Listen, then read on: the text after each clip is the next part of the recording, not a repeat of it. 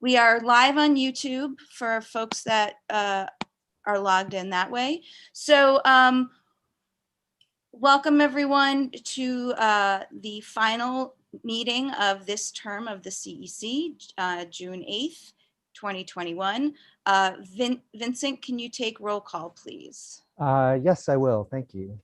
So, Robin Broshi. I am here. Okay, Eric. We are live on YouTube for folks that sorry are logged in that way. So go ahead. Okay, Eric Goldberg. Here.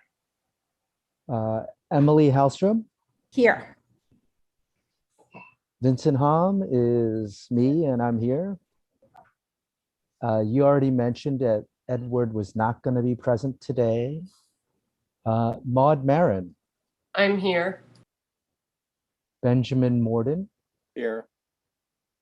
Ushma Neal. Here. Leonard Silverman. Here. Shino Tanakawa. Here. Thomas Rockledge. Here. And Katie Kaur, our student member. Here. Okay, we have 10 of 11 elected or appointed council members and our student council member present. Great. So we next item on our agenda is the first public speaker session. So our first speaker is Janine Kiley. So I'm going to go ahead and promote her to panelist.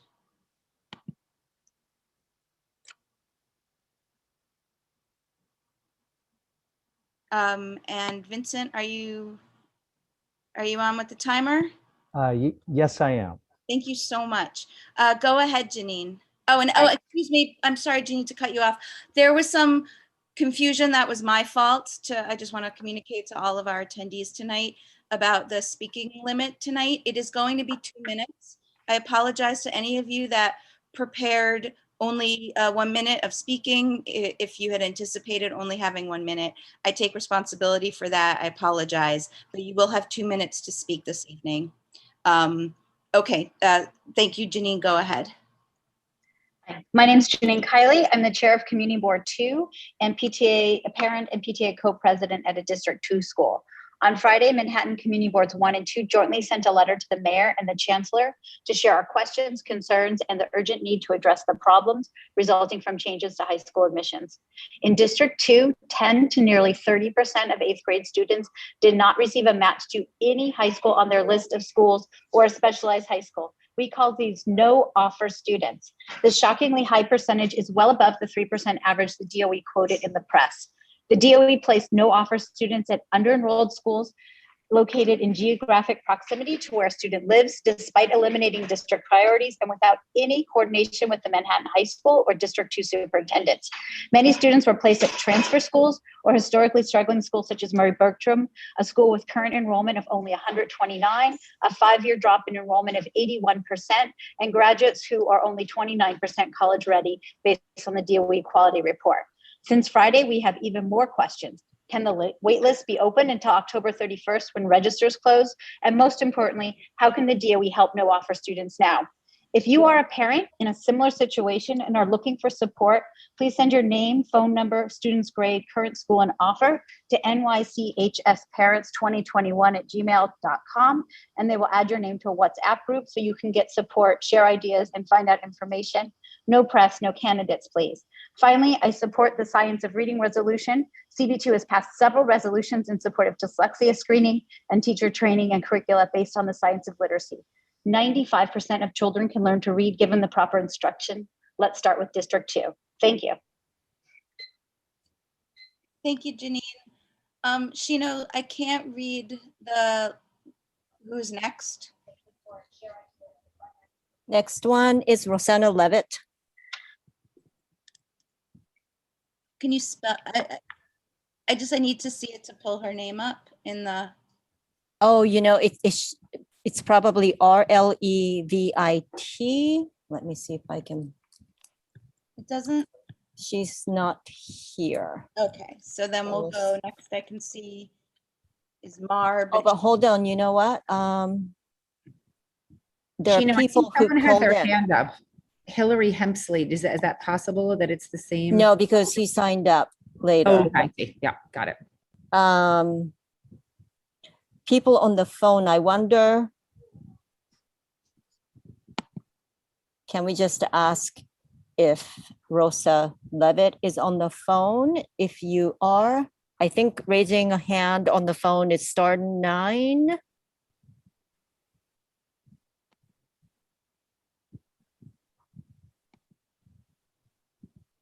Okay, we'll go back. Okay. So the third speaker, is Mar, who is not logged in. And then Hunter isn't logged in. So Erica, who I know is logged in, is next to talk. So hold on a second, Erica, while I promote you to panelist. All right, Erica, you should be able to unmute yourself and speak.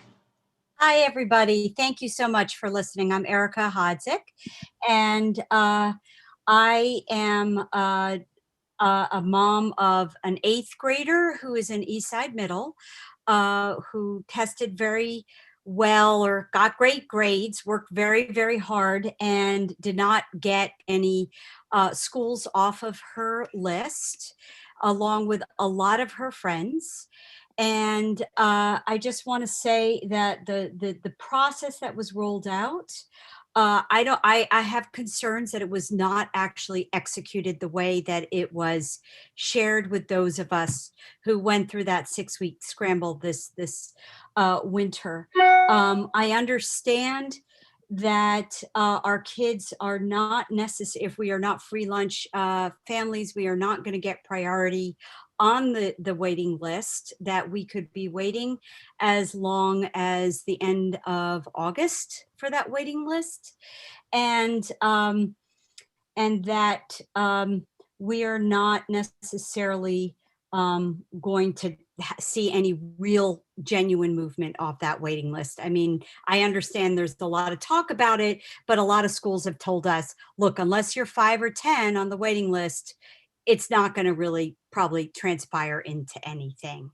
And our family, unfortunately, does not have the luxury of waiting till the end of August. We have interviewed the assistant principal of the school that my daughter was displaced into. And I don't want to badmouth the school because I love our public school principals and teachers, and I know they're doing their best, but this is clearly not a match. My daughter is not a 21-year-old computer scientist. That is not her ambition. But thank you. Okay, thank you, Erica. The next speaker is Craig Slutskin.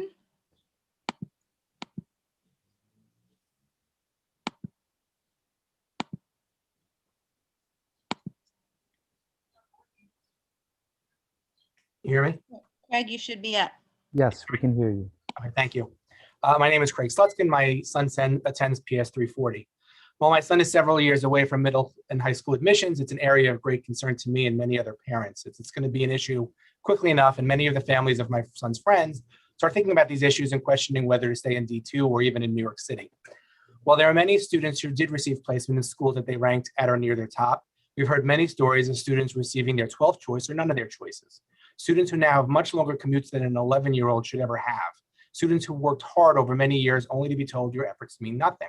Ms. Kiley's school is an example. A friend of mine whose daughter goes to Lower Lab got placed at her 12th choice for middle school, a very long commute from their home. I read the letter that some of you wrote to the DOE, requesting information about enrollment. It's something I asked you to do at the last CEC meeting, as did other parents, although you waited until June 1st to send this letter. I find the data request incomplete. I don't understand, for example, why you didn't ask for everyone's ranking to understand how many students got their 11th or 12th choice.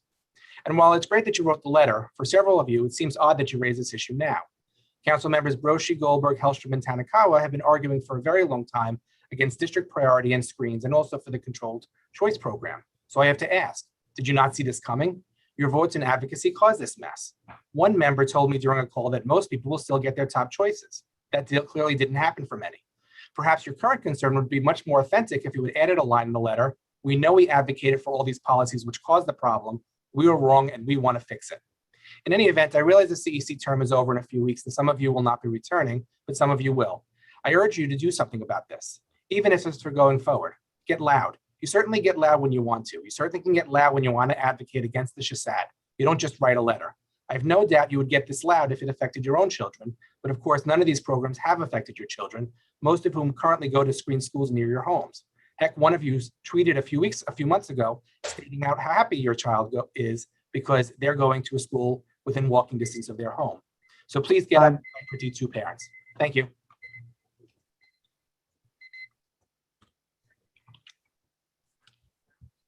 And then our next speaker is Robin Kelleher.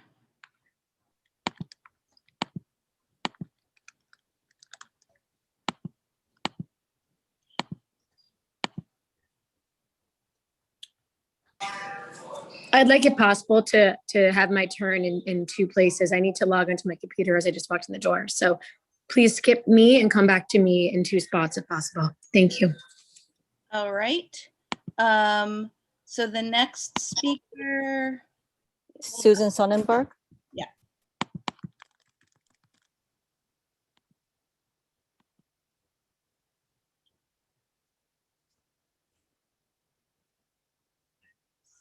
Susan, you should be able to unmute yourself and turn on your video if you choose so.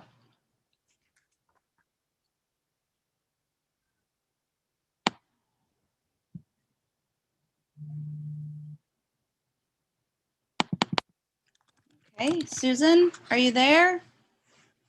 We can try coming back to Susan later. Hello? Hello? Do you hear me? Yes, now we can hear you. Okay. So my daughter has a 93 average. She didn't receive any of her offers of any of 11 schools that she selected. She wound up in the Murray Bertram School. It has a low attendance and graduation rate, high turnover of employees. It has an F rating. Principals do not stay long. It has a history of rioting and violence. My husband and I refused to send her there. We're afraid to send her there. And she worked very hard to get good grades and high scores on her state tests. She attends PS 126 MAT Manhattan Academy of Technology. And she continues to work hard to get good grades. She's very depressed. She didn't get any offers that she chose. And my husband and I demand she be placed in a school that is safe, nurturing, and that meets her academic needs. The DOE promised equal access to good education for all of their students, but they failed to keep their promise. Private schools range in price from $35,000 to $57,000 per year. My husband and I cannot afford to send my daughter to a private school. If the DOE cannot place students in a school of their choice, they should pay for students to attend a private school of their choice, or they should create new schools for all the students that didn't get any of their choices. Okay, next is Deborah Goldberg.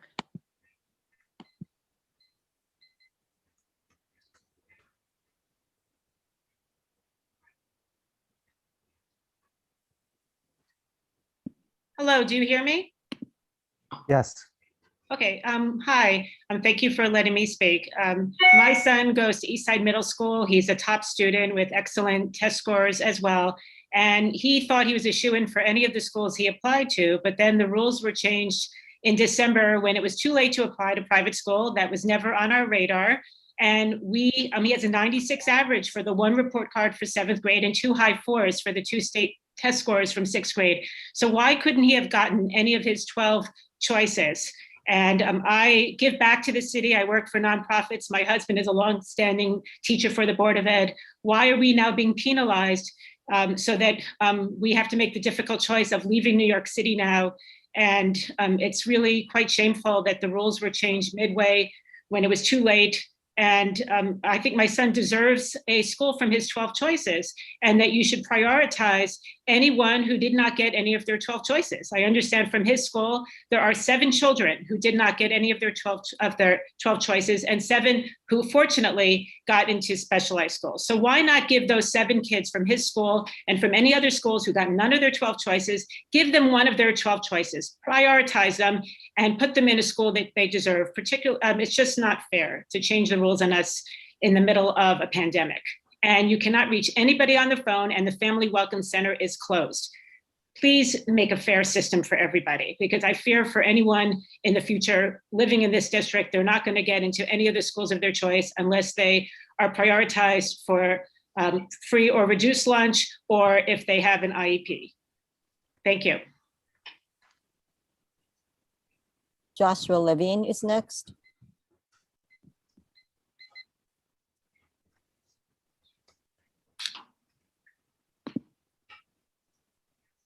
I'm here. Can you hear me? I can't tell. Yes, we can Yes, hear we you. can hear you. My understanding is that the job of the District 2 CEC is to represent District 2 families. I've been on Zooms going back to last April, listening to all of you, and I'm wondering if this is what you think you've been doing this past year, advocating for District 2 families. A large number of the seats in our district were given to non-District 2 families, and I can't help but wonder how you think this is representing us. Most of the members of the CEC seem to have gotten exactly what they advocated for, and I'm wondering how happy you are with these results. I hope you're proud of yourself. Earlier in the year, many of you said publicly that the parents in this district overwhelmingly supported removing screens in district priority. I was on all of those Zooms, and I can tell you that is not what I heard the parents say. But regardless, mission accomplished. District 2 parents were overwhelmingly shut out of the seats in our district and either ended up with no match or a match at failing schools. The odds of my daughter getting into any of her top 12 choices was something like 15% at best. Her average wait list number is 800, with the highest being 520. Why on earth are families who have the means going to want to stay in this district, let alone the city? If my choice is to send my daughter to a failing school or move, is it even really a choice? Or maybe some of you will take your kids out of the screen schools that they go to and make room for the rest of us who you sold out. Thank you. Robin Kelleher, you're next.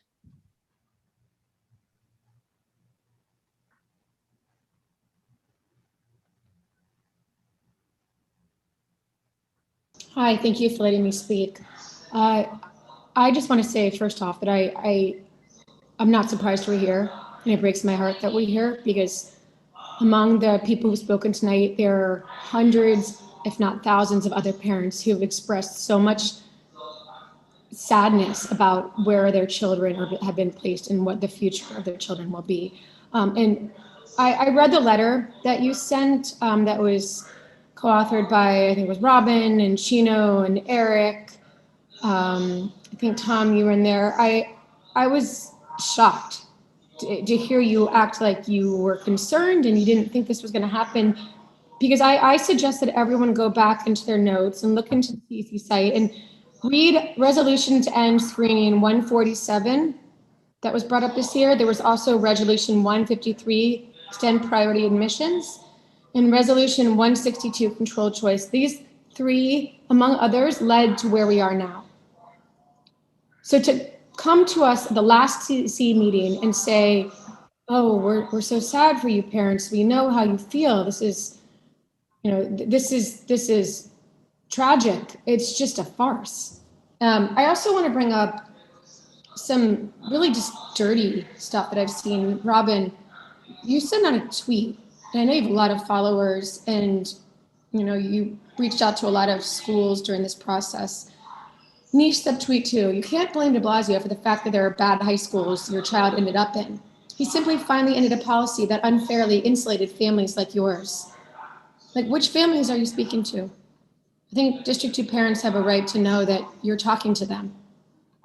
And to these people who are here tonight on the verge of tears and they don't know what to do because they can't afford private school, and where's the equity in schools if we can't even keep public schools up to par with private schools? We have people leaving and we have accelerated classes being pulled left and right. There is There's no equity in that.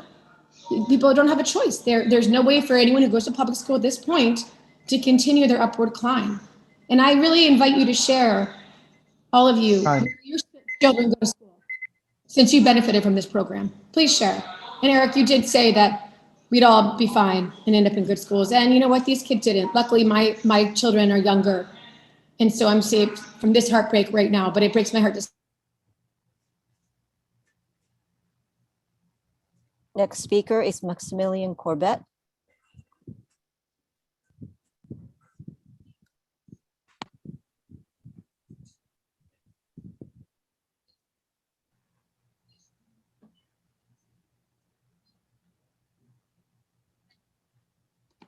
Hi, my name is Maximilian Kovet. I'm actually a student at MS 104, Simon Baruch. What I want to say is on the topic of high school admissions, I was lucky enough to get a high school that I wanted, but I know many people didn't. I think that there should be transparency to see like what data there could be to how we can make the system better. But however, we cannot make any judgments about any of the new policies before that data is released. I think that with that data, we could definitely make high school admissions fair and more equitable for everyone, including low-income students and minorities. I think that there's always been students who didn't get in to schools. Every year that this admissions process has been continuing ever since it's been started. But I think there is definitely a change of who is affecting it most, as there is new policies by the mayor to diversify our schools to make them even better than they are now. It's always sad when people don't get into their school of their choice. I think the DOE can definitely improve on that, but I think we have to strike a balance between diversity and school choice. Thank you. Next speaker is Lisa Marks, but I do not see her. Let me just try again.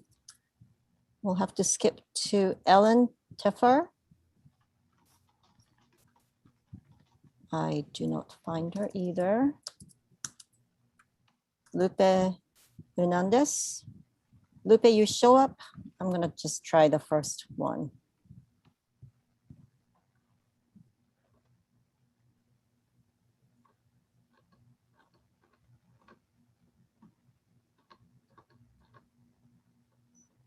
Lupe, you should be able to unmute yourself.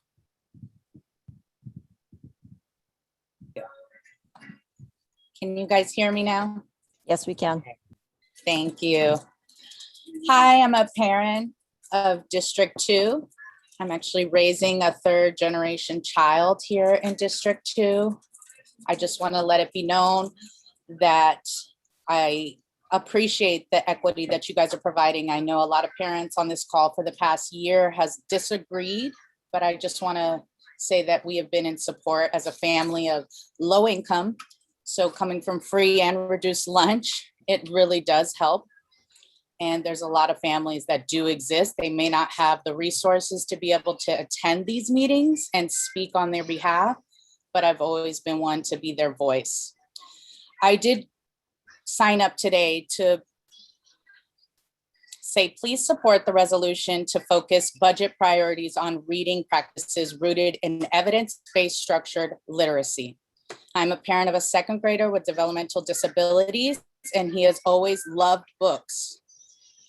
In this house, we've always read to him, our son and I, and being on the autism spectrum, he was able to remember and read the books back to us in a very rote manner, but his needs were not met in order for him to be able to read on his own. He has remained below reading level for his age, and it was not until this year that he has finally gained the confidence that he was needed to be able to approach to continue learning how to read. Training our educators with structured literacy approach will just help more the students learn how to master skillful reading and provides intervention for those struggling due to disabilities, such as dyslexia and or other developmental disabilities. As my son was excluded from a similar program that existed in my son's school when he was in kindergarten. simply because he was already receiving special education in a large ICT classroom with 2 teachers. Since then, our school's PTA has raised money to provide similar training for my son's paraprofessional that he has full-time one-on-one. But these funds could go a long way in training his teachers and other specialists for intervention. Thank you. Next speaker is Emily.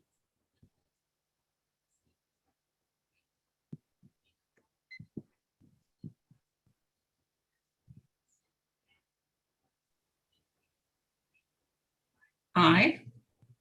Yes, hi everyone. I'm a D2 parent and I'm also a CS professor. And like a lot of parents, I was wondering what were the odds of getting admitted to various high schools.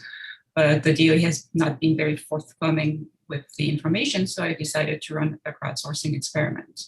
I published yesterday some of the preliminary results of these experiments, and I will put a link in the chat.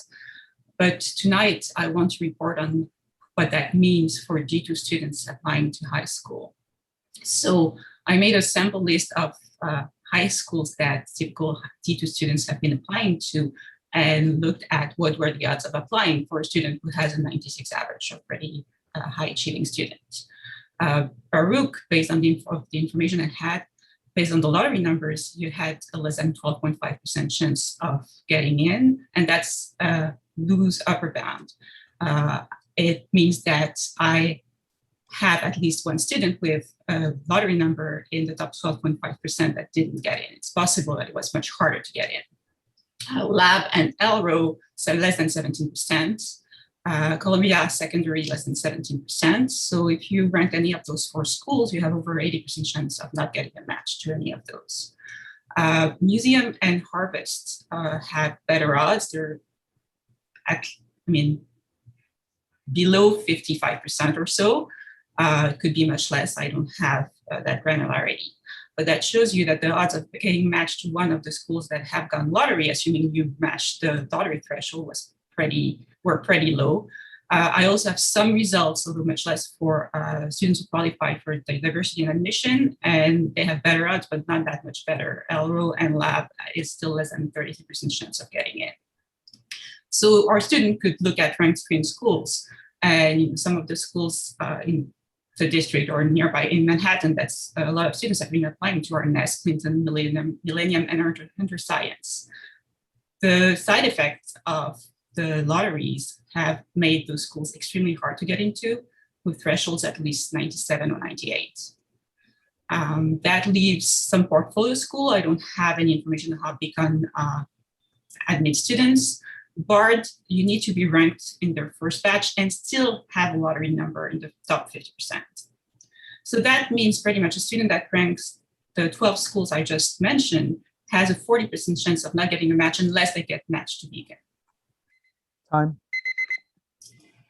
Okay, well, that's it. Next speaker is Lisa Marks.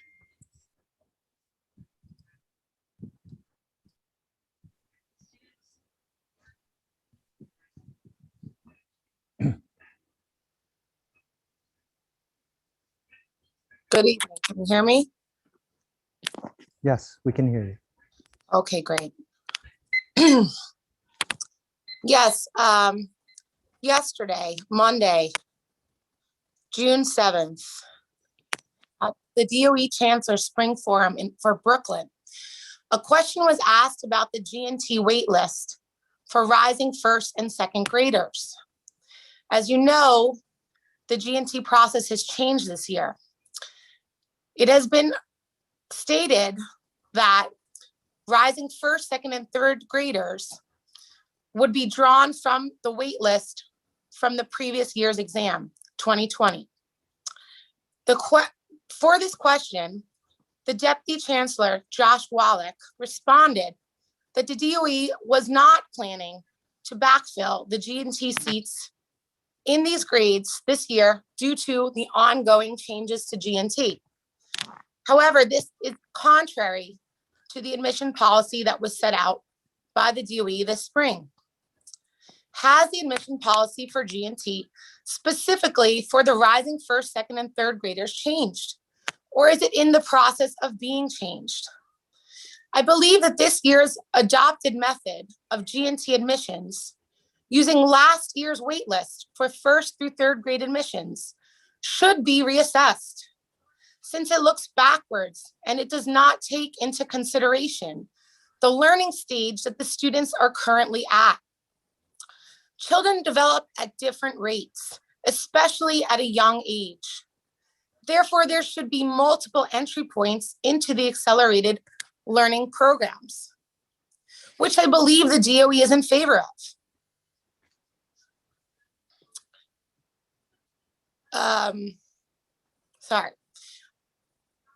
Using last year's wait list is ironically worse than the DOE's previous application process for entering 1st, 2nd, and 3rd graders into GNT programs, because at least they were assessed on what they currently know.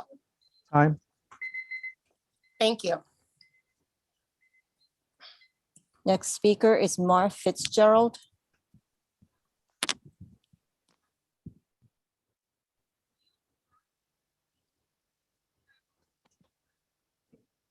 Hi, sorry, actually, I just got on. Can you guys come back to me? Would that be possible at the end? Sure. Thank you. Let's see. Natalie Cronin is not here. Next is Jade. Dina Torhan.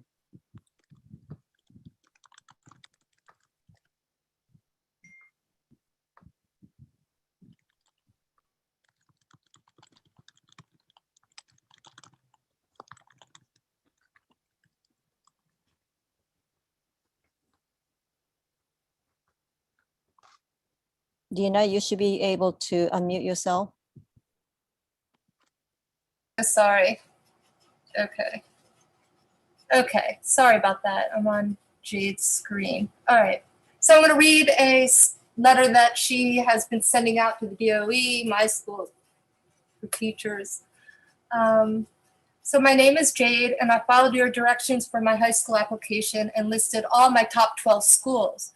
And even though I got good grades and I have good attendance, I still did not get a seat at any of my 12 choices like you and the DOE promised.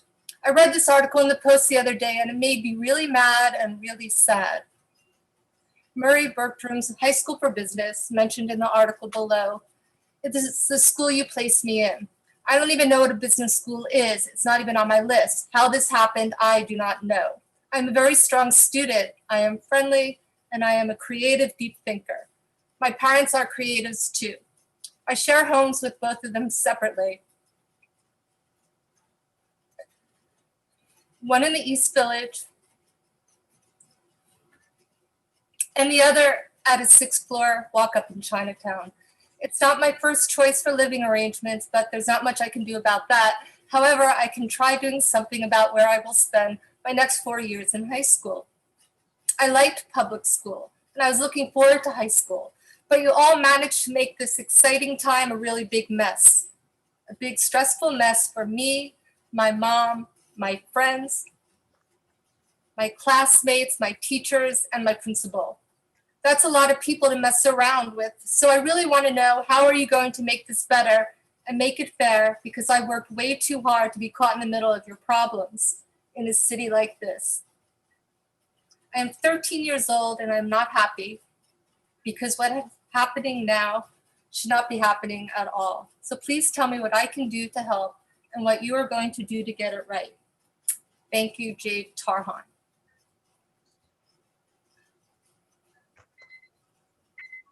I'm telling you, okay, one sec. You can't use, Time. all right. You can't use my child to fix your problems. It's not her job. It's her job to go to school and be around kids that want to be in school, not placed in.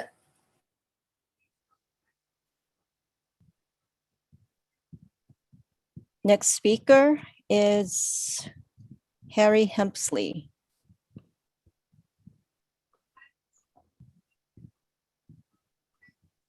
I'm having a hard time trying to get him to promote. Can I ask, are you guys cutting off speakers who go over their time by a significant amount? Because that's the second speaker that was just suspended in the middle of their sentence. And at a bare minimum, let's do the courtesy of telling parents that we're cutting them off. They can still be speaking. It's extremely rude. And incidentally, I'd like to know who has that authority. Is it Robin who, and by the way, Robin, you seem to be hosting the meeting. You are not a officer of the CEC. So I don't know why Ed, who can't seem to run a single meeting, seems to be putting you in charge. No offense, Robin. I think Emily should be the one running this meeting.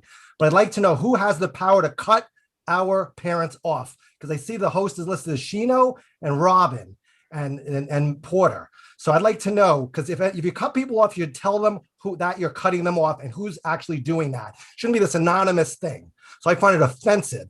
Don't cut people off, or at least let us know that you're cutting people off so you can accept responsibility for doing that. Okay, your note is well taken. Ed asked me to run about the time limit. And Ed asked me to run the meeting, and my understanding is that he's allowed to ask whoever he wants to run the meeting. So Robin, you're the one cutting parents off? Let's continue on. There's a 2-minute time limit. We'll give people the courtesy. No, Eric. No, Eric. Have a council member. I want to know who. Let's stop it. Eric, let's find out who's cutting people off. Stop it. From now on, the way that people work is we will. I can hear the timer when it goes off. Vincent has the timer. If the speaker cannot, after a few seconds, if they can't hear it, we'll just say, if you could please wrap up. I'm happy to take that role for tonight of asking people to please wrap up when they hear it. And the thing is that if people could please respect that, that would be great. And point of order, the bylaws say that the vice president runs the meeting. Thank you. And the president is not there. But I guess our president does things, letters, things go out when they're not voted on. So the bylaws go out the window. Hopefully things will change next month. But Emily, you should be running this meeting.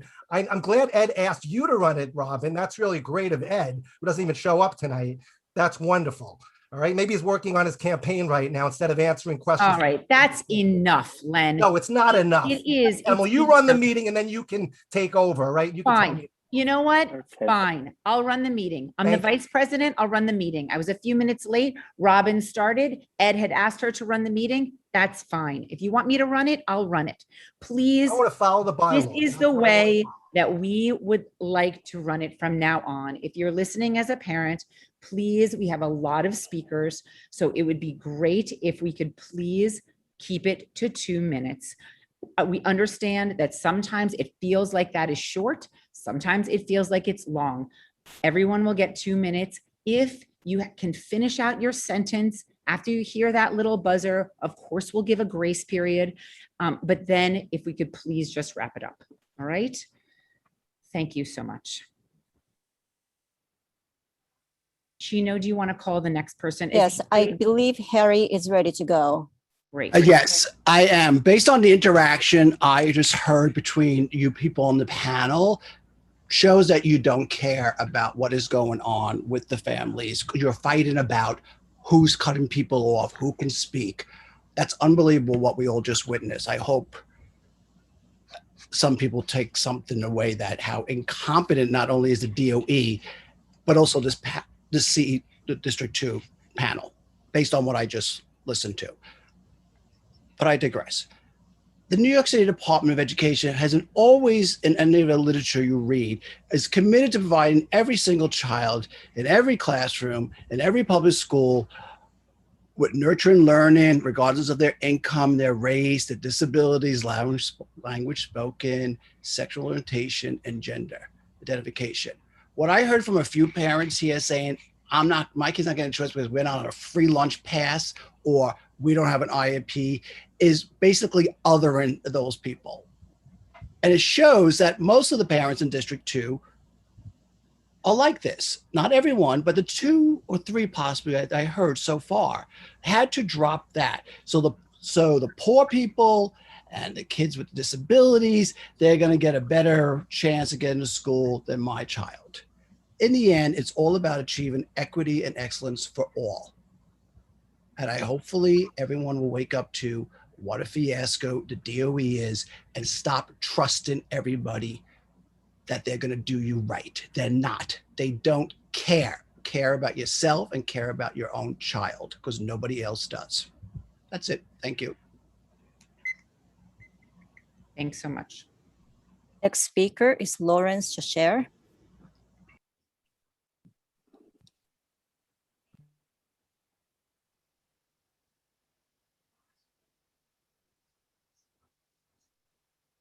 Hello, can you hear me?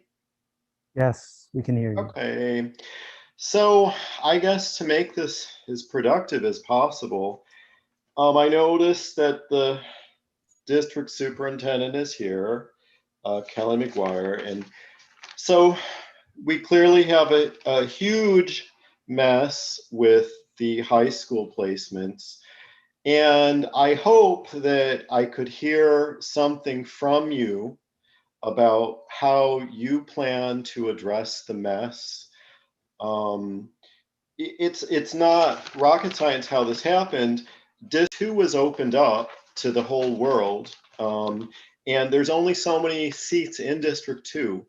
And if the rest of the city floods into the District 2 seats, there aren't any safety net schools for anybody. I saw today Baruch High School has a wait list of nearly 3,000 kids.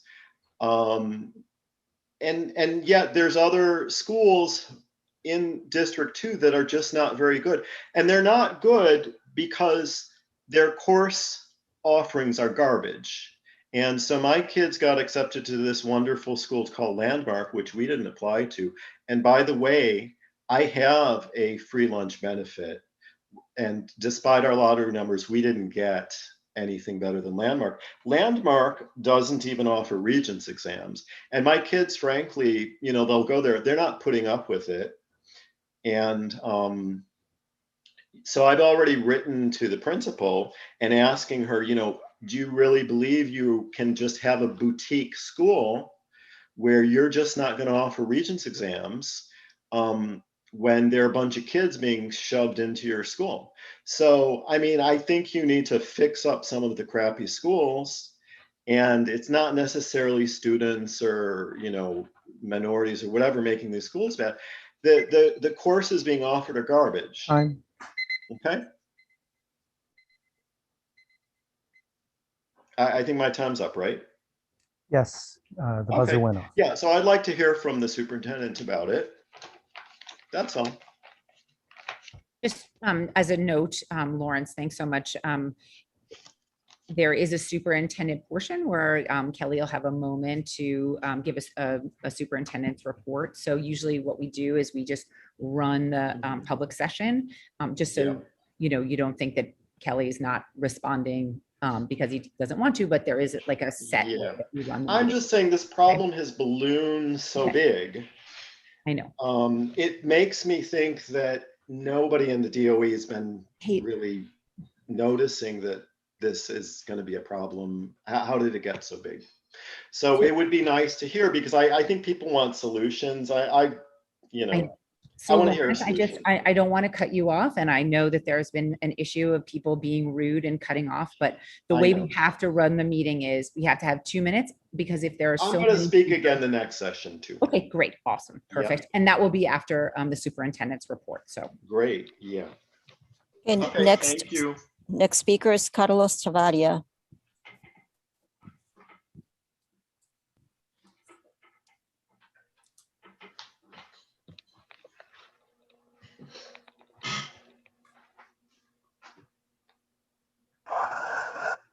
Okay, thank you for the opportunity for us at District 2 to have the opportunity to speak. I have to echo Ms. Deborah Gorbachev from Eastside Middle School. My daughter also attends that school and has a 95 average and top citywide exam scores. And still, like most students at her school, got an offer on their 12th school that they selected in their list. It seems like a coincidence. So now we wonder if this was done on purpose or just a mistake. Nevertheless, this needs to be fixed now. And we are not willing to wait until August. And the reality is that it seems like everybody on District 2 have the same situation. So how can we explain this? We have very good students, and my daughter works very hard. And I just wonder whether if this is even going to make any sense, if anything's going to happen now. Okay, we're waiting. We are looking at the wait list, and it's moving back and forth. Like 1 second she's 82 on the list, and another second she's 110. I mean, how can we possibly see anything? So this is, are we gonna have to call every single school that we kind of want her to go to, or we're just gonna wait, and we're not willing to wait? So I really need to find out, and I will support all the other parents and contact them if I have to, so that we can resolve this on our own, because it seems like the DOE is just, at this point, it's a mess. And I do believe in the public school system. We could have taken our daughter to a private school, but we really, really like where we live. We like the schools in the area. And I think that we are just getting, you know, the short end of the stick at this point. Thank you very much for listening to our, thank you. Next speaker is Michelle Gamley.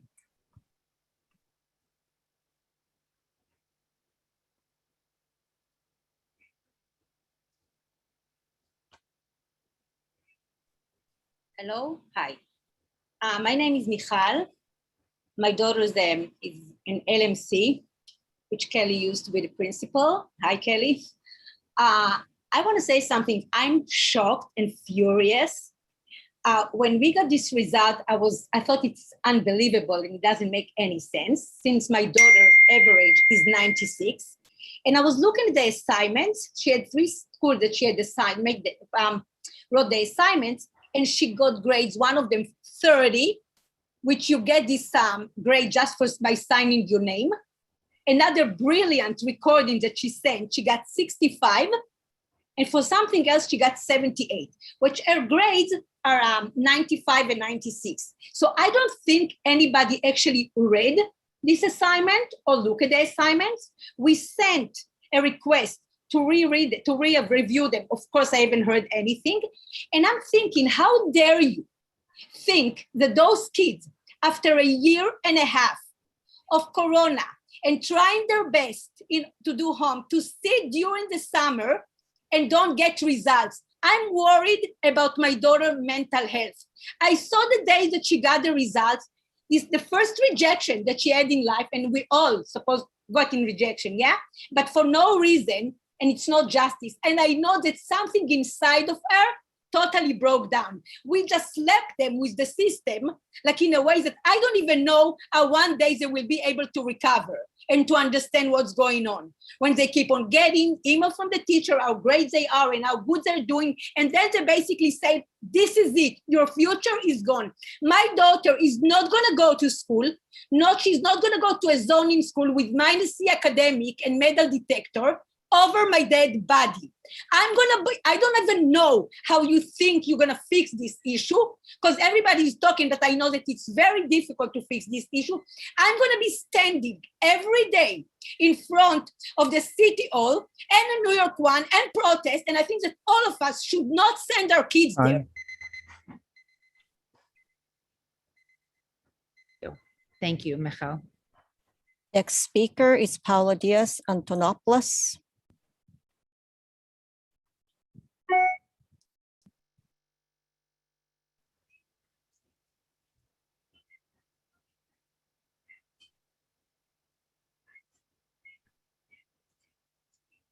Paula, you should be able to unmute yourself. Okay. Can you see me? Okay. Yeah. Thank you, everyone. I just have very quick, I sent it in the chat, and I just have to say the Department of Education is now in need to create more schools to place these students that have no placement. There are plenty of buildings around the city that are empty. Parents should just advocate to create new schools. This is a great opportunity to open new schools to service those students and support parents.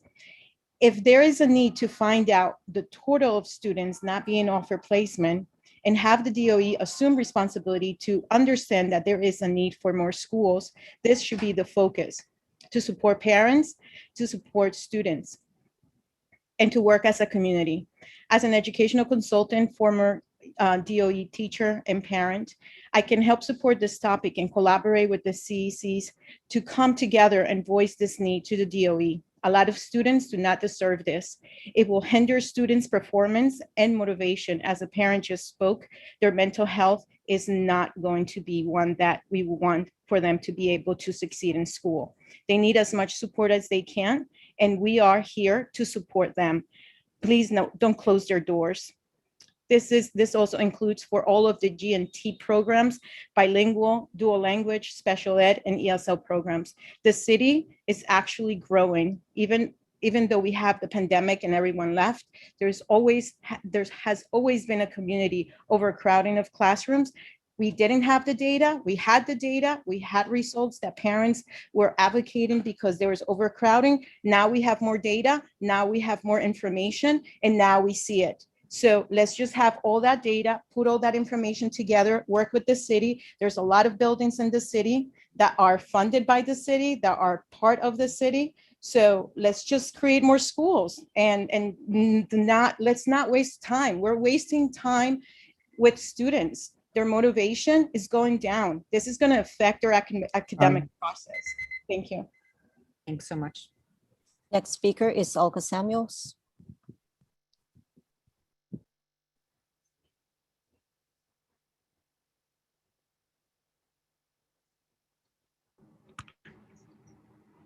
Hi, good evening, everybody. I just wanted to come here and hopefully request for advocacy for remote learning. I understand that the powers that be have decided to completely do away with remote learning come September, and I think it's a mistake. I think that we've discovered a resource that could possibly enhance our ability to reach students when they can't come to school. And also, it's a fact that some students actually have learned better in this way. And I feel like it's a lost opportunity if everything is just pushed away. There are still a lot of things that haven't been considered in terms of planning for September. I know a lot of things are up in the air, and if we do away with the remote learning option, what's going to happen when schools close, or if students can't make it to school, or if parents don't feel safe enough to send their kids to school? There's going to be more students lost in the school system. I think that we should be creating more opportunities, not less. And I think that we should be strengthening those opportunities. Clearly, there are a lot of things still to figure out with space and with resources, but I think taking away technology from our students and our kids and access to internet, I think it's going in the wrong direction. And I just really hope that this panel will consider that and really help to add to those the spaces where this is being advocated for. Thank you. Next speaker is Tammy Meltzer.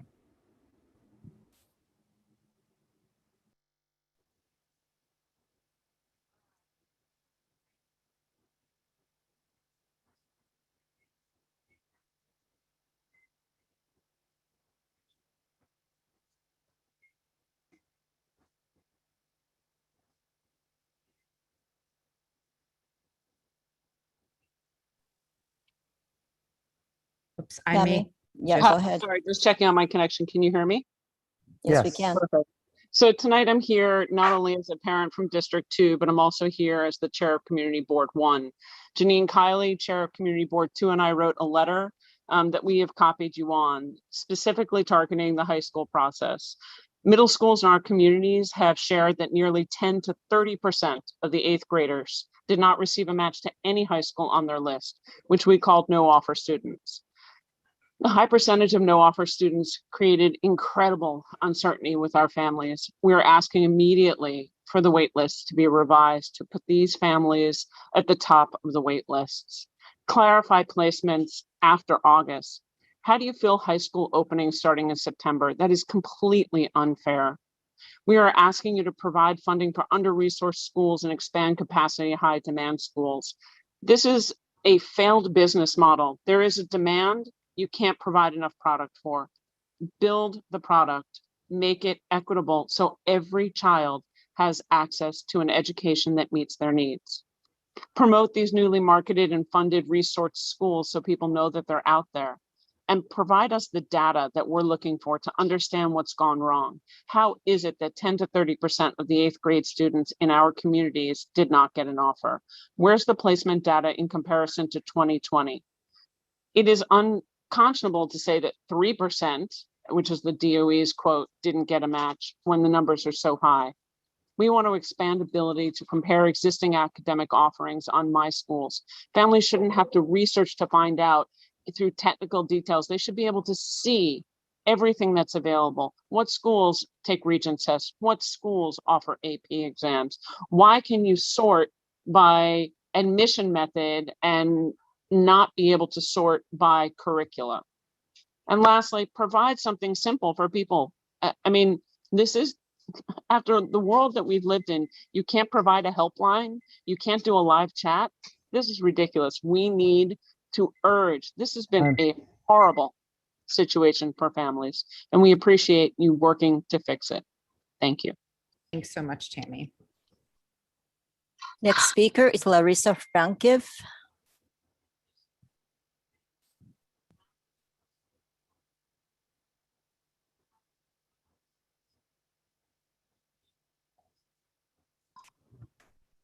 Hello, can you hear me? Yes, we can hear. My name is Larissa, and I moved to the United States a couple of years ago with my son, who is first generation of Americans, and he's average 98, 75, and he got in a terrible school because when we work on our high school application, I was told that we have to diversify, and we did it, and now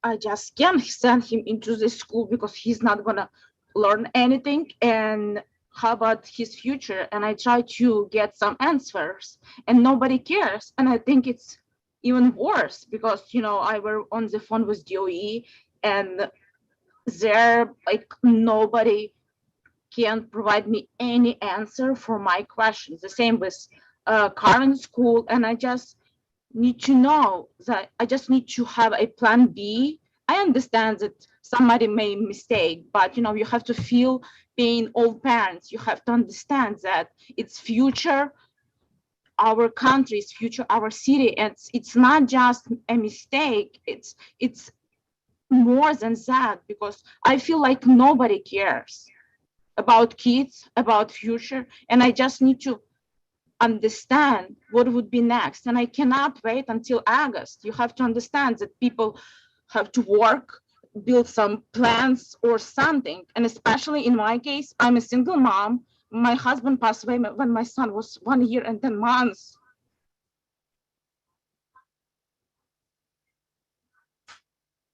Thanks.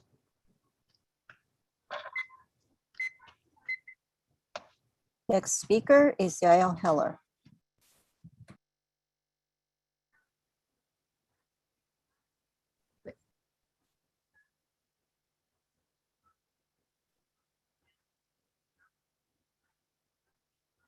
Sorry, I just unmuted myself. I felt the need to speak because I feel like the exasperation and desperation of some of these parents is really heartbreaking. I've been listening to these meetings for most of the school year. It's no surprise that you're a fractured group with personal gripes. That's pretty evident as of tonight's meeting. But, you know, I wanted the best for everything you guys sold. And I particularly remember Eric telling people that no one's going to wind up without a choice. And it seems pretty obvious. There's a lot of parents who did not get any of their 12 choices. It was somewhat condescending at the time, but now that the proof is in the pudding, Amelie has run the numbers through crowdsourcing. It may be 3% of the people in New York City who didn't get their choice, but overwhelmingly more in District 2. And, you know, I find it interesting that you guys are against screens, against grades, against GNT, against a lot of things that are based on incentives and motivation for students to apply themselves in school.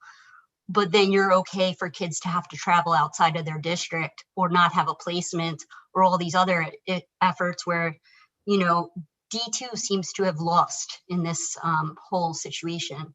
I know there's a focus on pre-K and pre-3, but what also is lost is K through 5.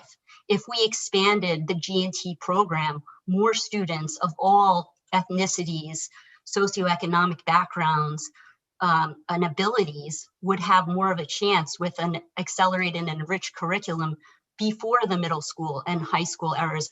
So we wouldn't have to compete with equality of opportunity versus equality of outcomes.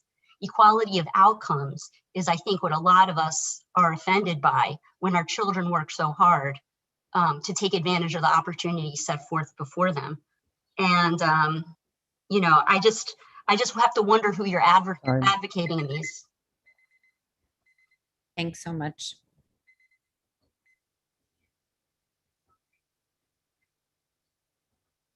Next speaker is Shen Kwok.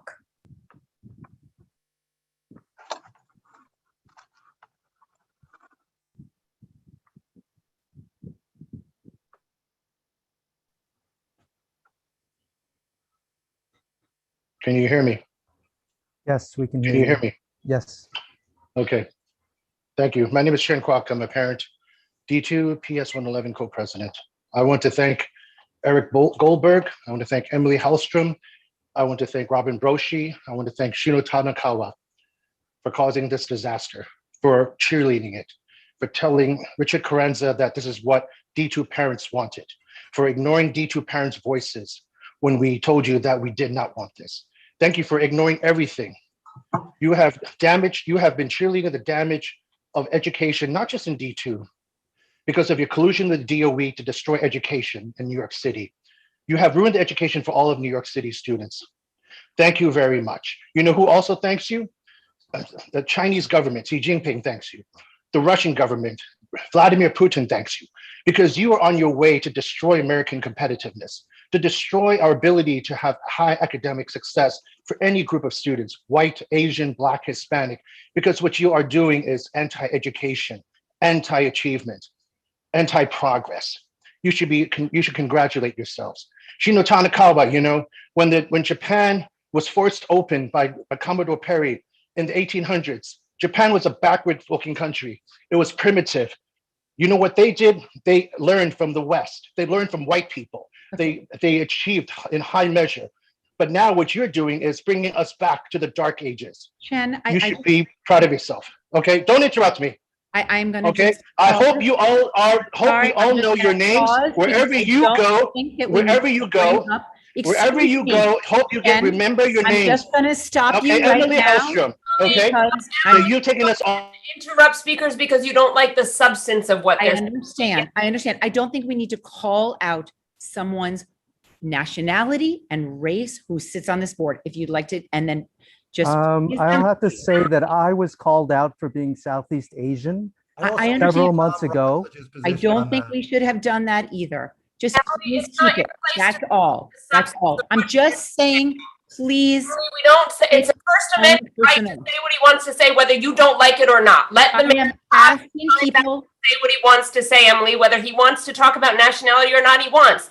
As a white telling a Chinese man that he doesn't get to talk about what he wants, I think that goes against everything I've heard out of your mouth for 3 years. Let the man finish his statement. I'm asking you not to call out a person, a specific person, and their race. You are a member of the CEC. You should be called out.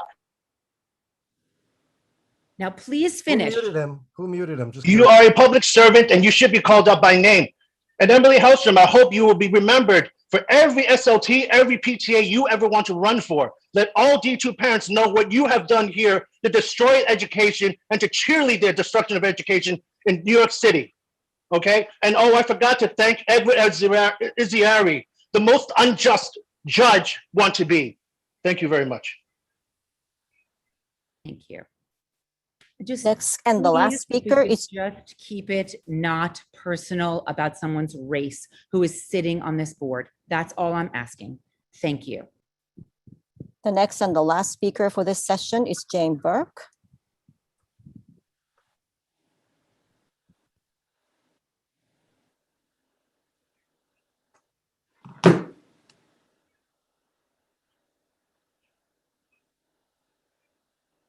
Oh, can you hear me? I can be heard. Okay, good.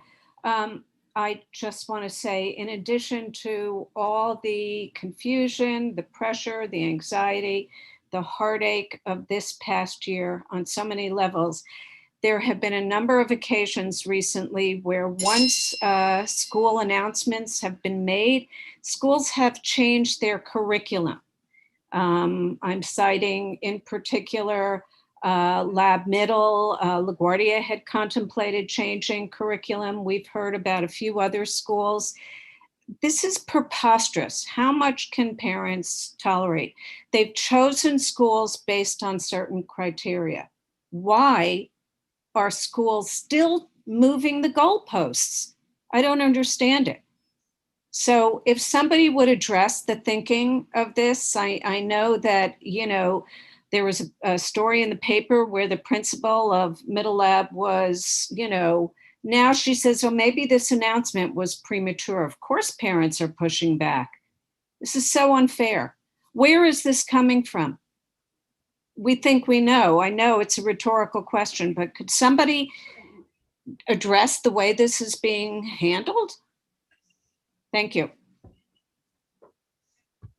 Emily, I'm sorry, I've been reminded that Mar wanted to go at the end of the first session. So the next speaker and the last for this session is Mar.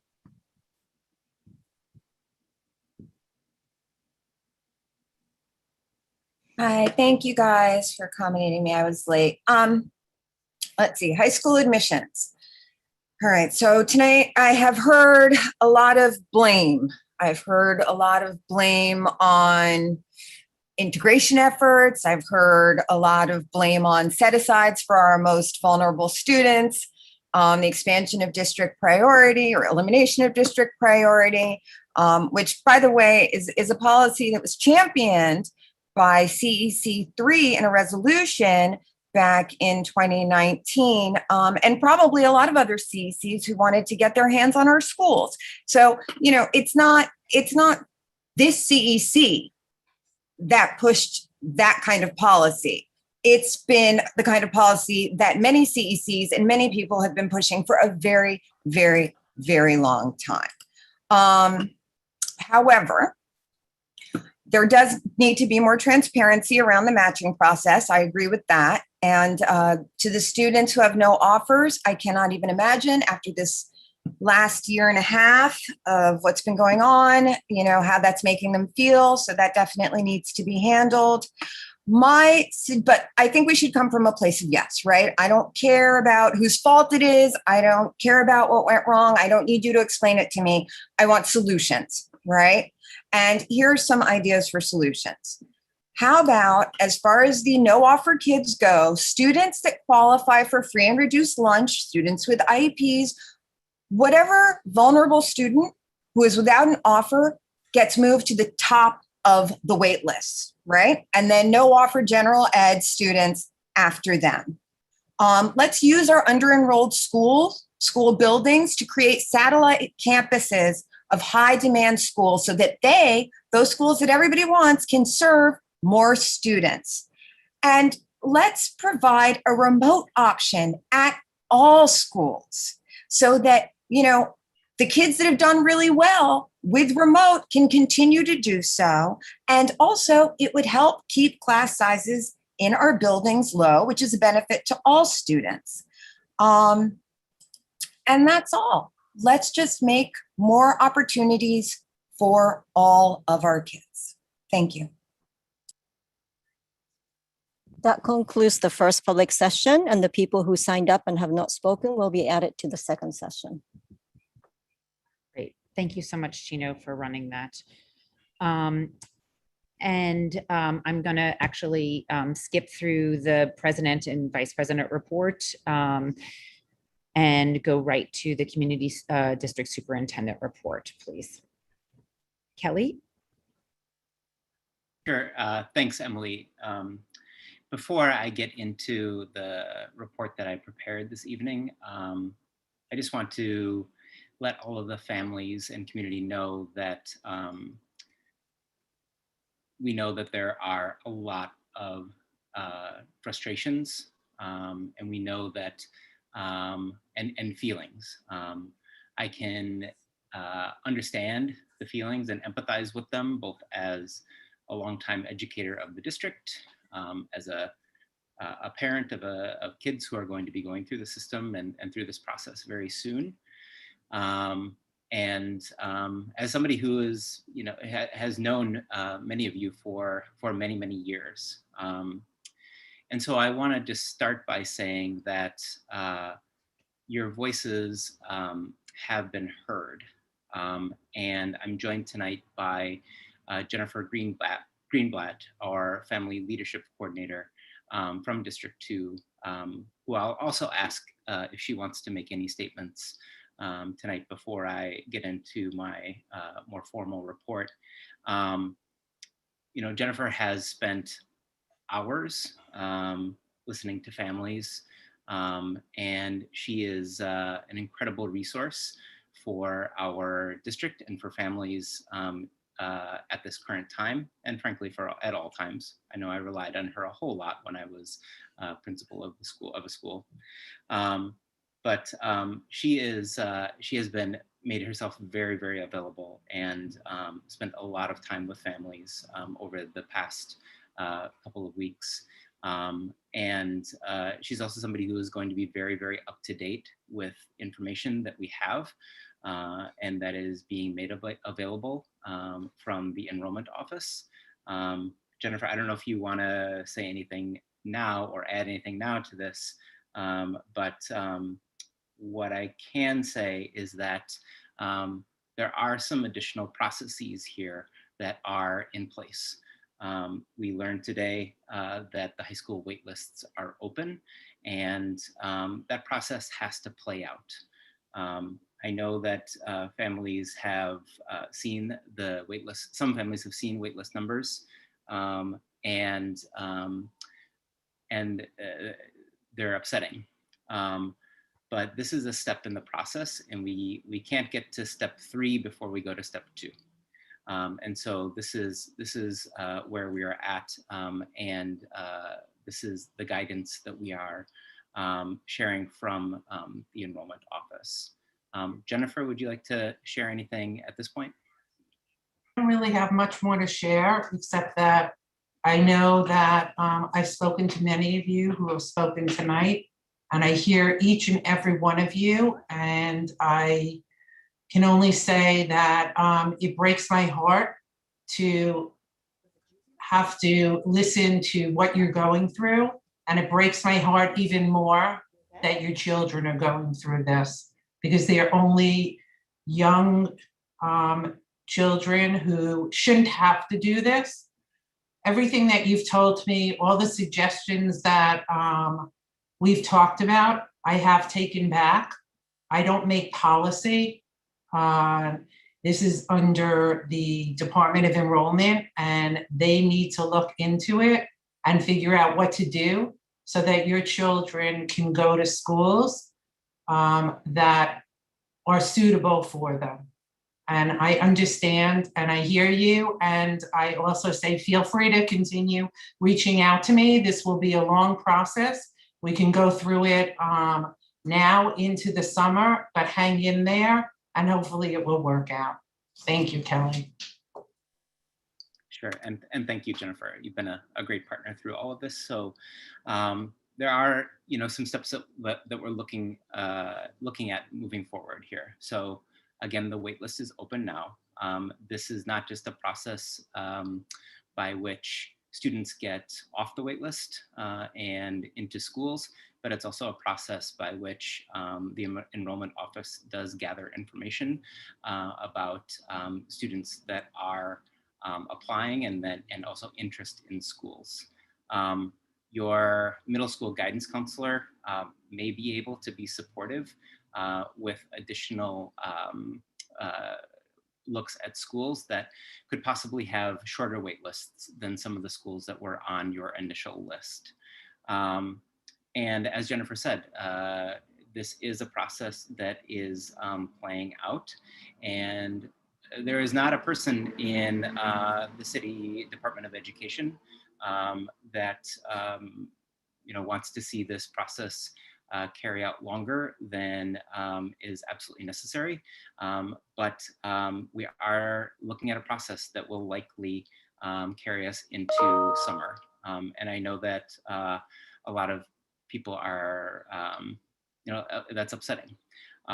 But at each stage here, we are gathering information, and the enrollment office is gathering information, and things are shifting, and hopefully we will have a better sense of where things are at when some of these different steps play out. So I am going to shift to a more formal report here, but I'm here all night, obviously. So we're going to continue to listen to each other and for us to take feedback, of course, back to our meetings with the Central Department of Education. But I do want to just first begin by acknowledging the stress and challenge of the academic year that we're about to conclude. Our education system was turned upside down, and what was reliable became unreliable. Policies and practices that had an enormous impact on our children and families were implemented, and then sometimes those policies and practices needed to change quickly. In a normal year, change in policy can sometimes feel synonymous with turning around an aircraft carrier. And over the past year, it feels as though we've made that turn 100 times. I want to thank everyone for all that you have done to support our children and our educators over the past year. I send a special thank you to our CEC members who have maintained a supportive space for the voices of our families to be heard. You have listened and you have taken action on behalf of those who have elected you to this position. I can imagine that opening up your Zoom meeting link each month was incredibly difficult when our city was in the throes of the pandemic. Thank you for your service to our community and over the past year. For those of you who are finishing your term as a member of the District 2 Community Education Council, I just want to share a special thank you and appreciation for all of your work and dedication. Within days of stepping foot into my first position in District 2 almost 18 years ago, I found myself deep in a middle school math workshop, working to write an algorithm to predict the number of tiles that it would take to create an attractive perimeter to surround a variety of different sized backyard pools. Prior to my moving to New York, I had worked in 2 other school districts in different parts of the country. In those first few months of working in District 2, I quickly learned how committed our district is to developing educators so that we can be the best possible teachers for our students. Our commitment to adult learning is unique in education. This school year is coming to a rapid close, but our teachers and school leaders are working incredibly hard to plan for the fall. As superintendent, I'm looking forward to a new year when less of our energy will be focused on the Situation Room and more on teaching and learning. Whether one is examining the work of teachers, principals, or superintendents, there is a common theme around how to be most effective in each of these roles. While there is significant debate on what makes for the best type of curricula and learning opportunities for children, it is clear that our kids learn the most when the adults are focused on teaching and learning. Teachers are rated poorly when too much time is spent on housekeeping and busy work. Principals are expected to serve as instructional leaders, not just managers who flip on the boiler in the morning, and superintendents must work to direct time and energy to supporting schools to reach learning outcomes for children. We also know that children learn when families are significant contributors to the work of schools. As a principal, I always felt it was my responsibility to open the doors of our school as wide as possible so that families had the opportunity to share in all that we were doing. I've been thinking a lot about that since taking on the role of superintendent. At last month's CEC meeting, I invited 2 of our teachers to share work they had done in preparation for their application for tenure. I thought their work was amazing and should be shared and celebrated. But my real purpose for inviting them was to take a step to engage our District 2 community in the work going on in our schools. I recognize that on the CEC, there are differences of opinion in regard to central office policy and practice, but designing the best opportunities to support student learning is a mission that we can all agree on. It is my hope that in the coming year, we engage in greater collaboration around topics related to teaching and learning. We are now less than a month away from the start of the New York City Summer Rising program. This enormous program is coming as a result of support the city is receiving through the federal stimulus package signed in mid-March. There is wonderful participation expected from our District 2 families. Right now, we have 20 sites that will be up and running and over 1,500 students registered in our district. We expect that number will be closer to 2,000 very soon. And just for a little context, our regular summer school program has traditionally served around 300 students over the summer in previous years. This year, principals who had historically designed summer learning within the parameters of a traditional summer school have collaborated with arts and sports organizations to create very special programs. Each day in Summer Rising will include literacy and math activities with amazing support from Teachers College Reading and Writing Project, math investigations, and other curricular supports. The summer kids at different sites will be designing murals, learning to play tennis, and engaging with cultural institutions like the Museum of Natural History. Incredible programs will be in place during Summer Rising, and I cannot reiterate enough the appreciation and credit that is due to our principals, assistant principals, and teacher leaders. Our District 2 educators heard of the Chancellor's vision for this program and truly ran with it. As a reminder, the Summer Rising sign-up is available through the end of June. The program will run 8 a.m. to 6 p.m. for children in grades K through 5 and 8 a.m. to 4 p.m. in kids grades 6 through 8.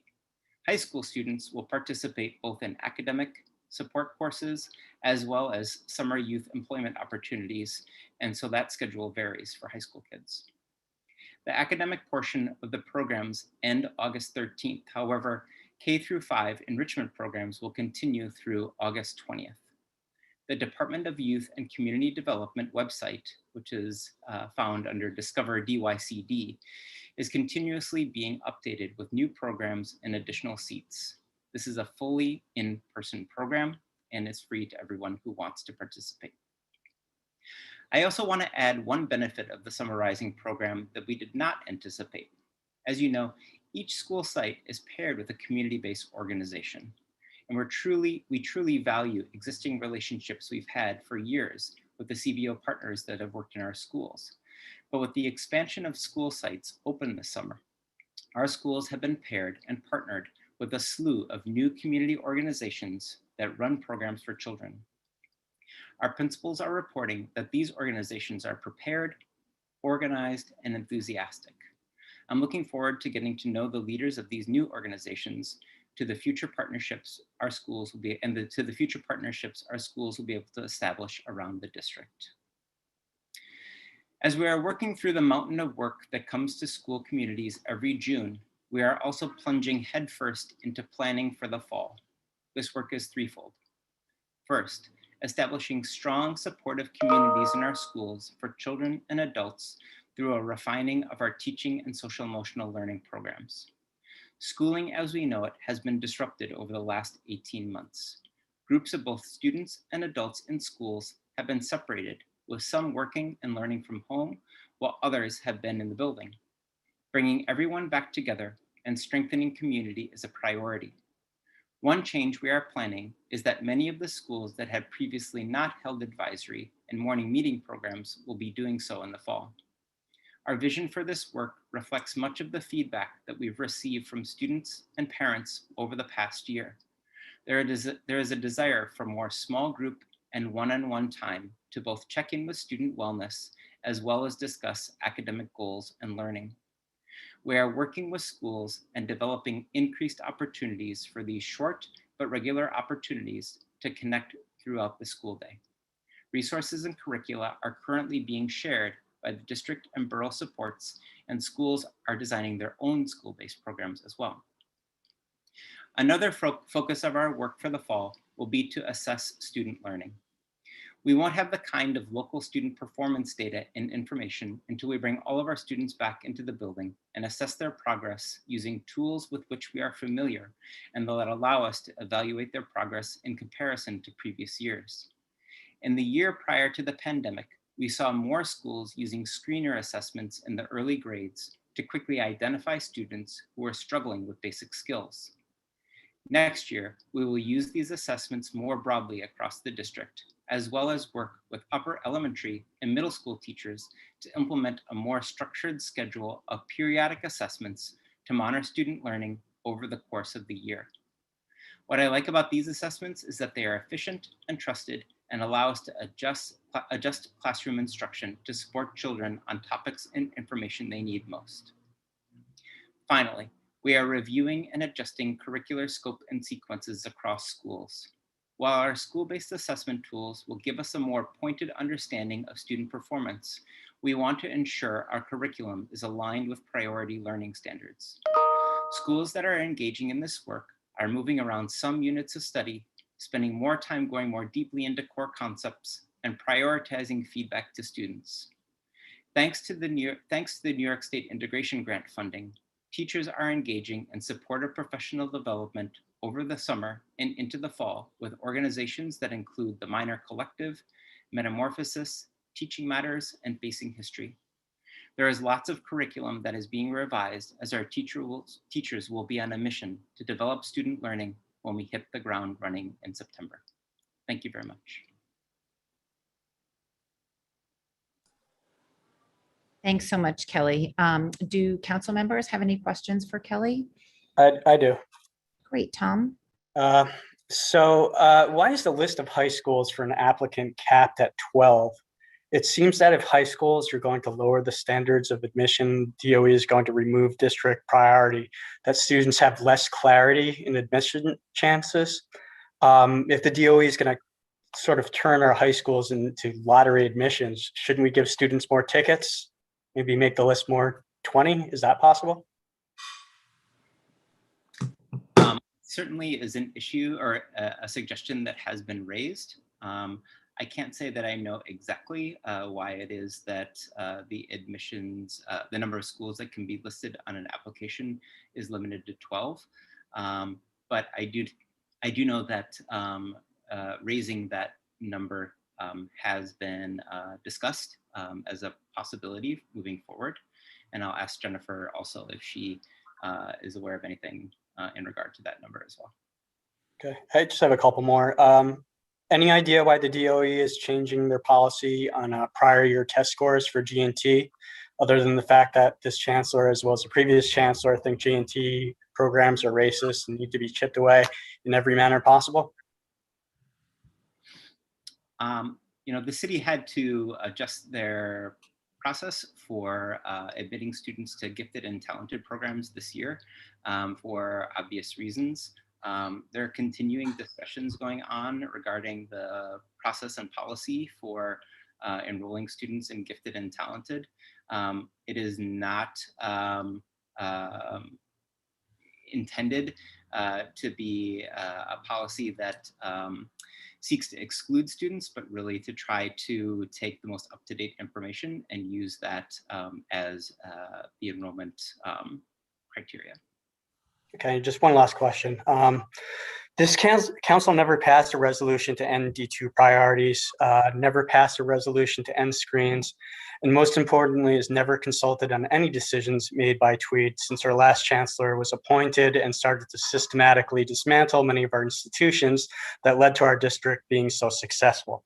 I ask this question to you knowing that you don't have an answer, and I think very highly of yourself and our previous superintendent. But if the DOE does not recognize any of our resolutions, and our resolutions are non-binding, are we just here to be punching bags for understandably frustrated parents who want a decent education for their children?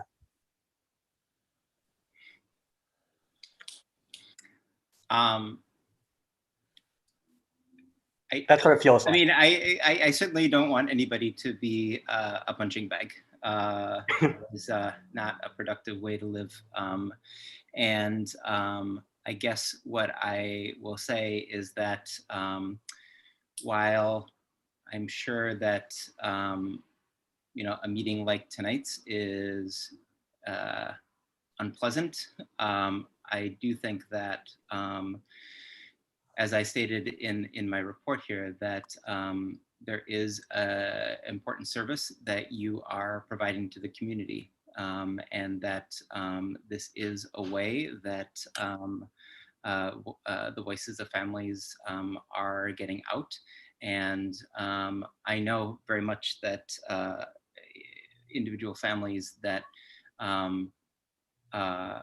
that are really struggling with the current admissions policy and practice for high schools do not feel in any way like they are being heard. But in the conversations that I've had with the Central Admissions Office, I can say very clearly that families are being heard. I just want to, if that was your last question, I do want to just ask Jennifer if she was aware of any information regarding the 12 schools, or if anything she wanted to add. No, I have no information. It was done many years ago. It used to be 6, I believe, before that. So 12 was doubling what we had. Thank you. Sure. I think, Maud, I think that you were next to raise your hand and that you're appearing next on my screen. So I'm just going to go to you. Okay, great. Kelly, hello, and thank you for your report. I have some questions for you about high school admissions and your plan to support the students who currently did not get an offer or who got an offer that they quite reasonably think is not a good match for their families. And I have a few questions. I want to run through them. First, I would just like to say, since I know there are a lot of parents watching here, this is my last CEC meeting. I've served on the CEC for 2 terms, and I want to thank the parents who elected me. And I want to, in particular, thank my colleagues, Ben Morden, Len Silverman, and Vincent Hom, who, along with the parents of District 2, have stood up for the families in this community and advocated really hard for smart solutions and for education policies that make sense for our kids. They have been stalwart defenders of this district and of the families in this district. And related to the question I have for you, Kelly, but also related to the service that I've done for 4 years on this council, I'm just gonna mention the previously referenced letter that some members of our council wrote about this particular high school admissions concern. Eric Goldberg, Shino Tanakawa, Robin Broshi, and Emily Hellstrom wrote this letter feigning surprise when, in fact, the admission situation we have right now is what they have campaigned for.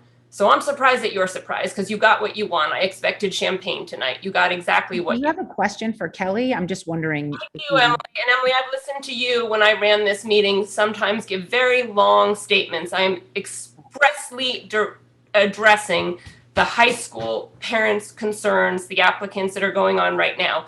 The history of the advocacy of our organization has been to do away with District 2 priority and to get rid of screens. I have heard you speak to those 2 topics, Emily, many, many times. And I am addressing now my advocacy, which was to not do this. Please don't interrupt me. It is rude.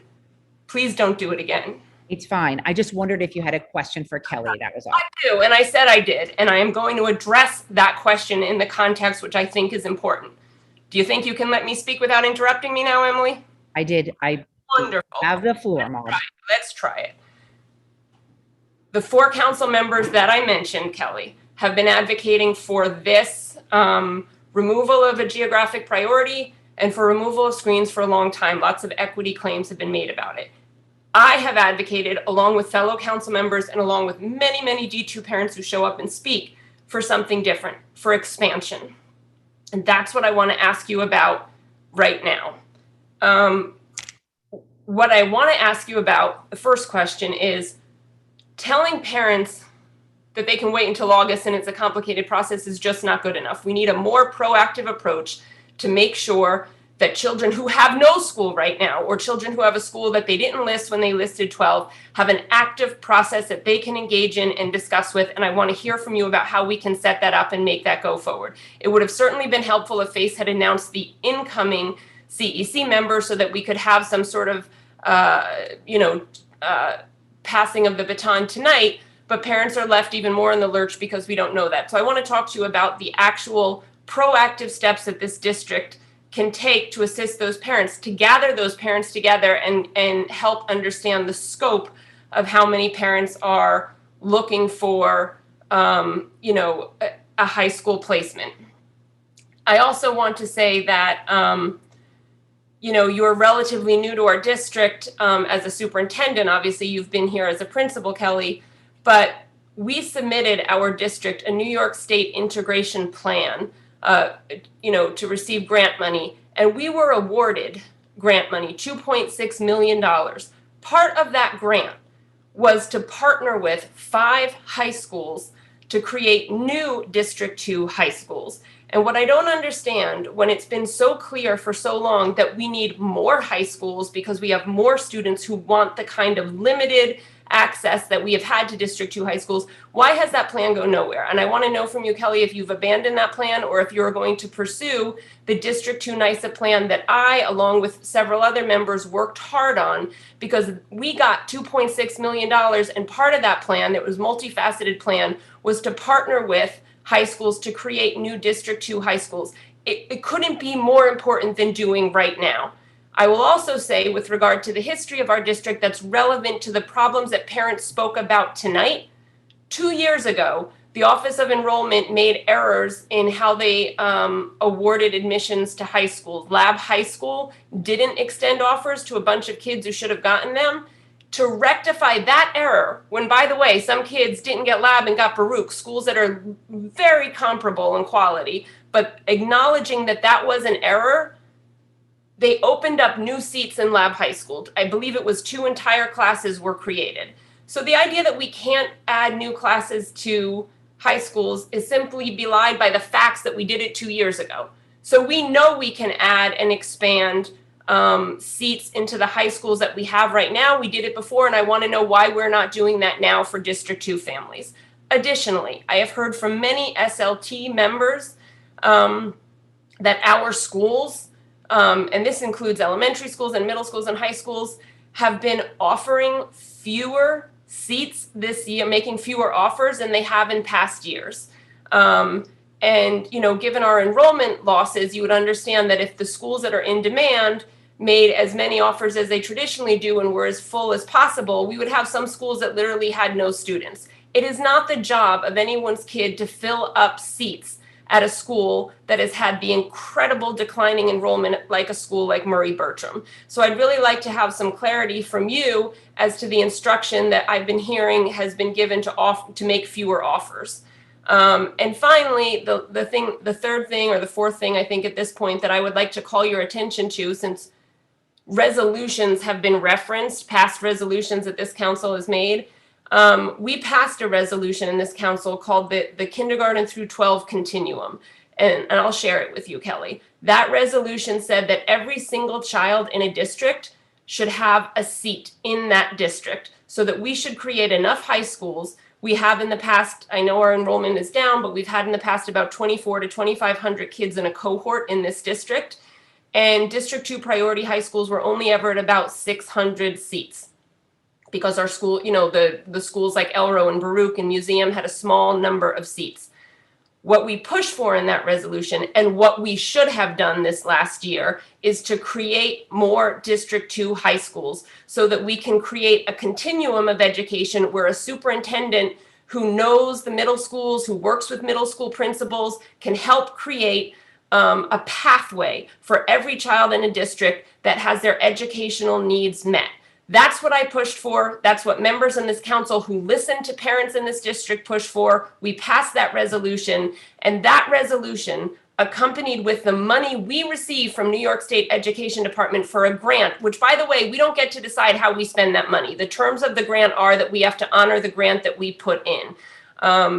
We were supposed to create more high schools, and I don't know why we didn't, and I would really like to hear you, address those concerns. I think they're all highly relevant to the families we heard from tonight. Sure. Thanks, Maud. I mean, all of these questions are extremely relevant, as you said, and very important for me to do my best to answer them right now. And I will say that there are some things here for which I think I'll be able to answer have a full response for, and others that I can say that I'm in the process of and will continue to report out to the CEC in the next month in the new iteration. So I do agree with you that there are some steps that we should be taking to engage in a proactive approach. There are two different kind of tracks that I guess I'm going to take when trying to respond to that question. One is in the current situation with the scenario that we have now. And what we are doing in a couple of schools is that we are working with the middle school principals to engage with families so that we can facilitate a connection with a couple of the high schools that students were received an offer to, but for which families did not have listed on their application. There is an opportunity here to go to the school to listen and find out more about what it is that is being offered for the fall, as well as to communicate and share information with the school in regard to what it is that our students need in order to be successful in high school. So that is happening in a couple of communities in the district with groups of families. On the more long-term track in regards to this a proactive approach, you're absolutely right, is that a strategic plan for how it is that we are going to work with our middle school families, frankly, elementary school families moving through middle school, to be able to create a pathway so that families know that there are reliable schools that they can expect that their child will attend, and that there is a much greater slate of schools that are open and available for families, especially for families of kids who are currently proficient in English and mathematics. The work that you cited around the New York State Integration Grant in regards to creating more high schools is work that's very much appreciated, because it is work that marries both a belief that school students learn best when they attend schools that are culturally, linguistically, socioeconomically different from them, but also a school that maintains and puts forth high rigorous expectations for all kids. The New York State Integration Grant was developed before I became superintendent, but I did receive word that the grant was honored and passed, and that the district did receive funds in late spring. And so those funds are now in place, and some of the items that I mentioned in my report were quickly put together so that professional learning opportunities can be put into place for teachers so that they can work to meet the needs of a diverse group of kids. The development of the high schools is obviously a much longer and more robust goal that needs to get started, but could not be done in time for the high school admissions process for this year,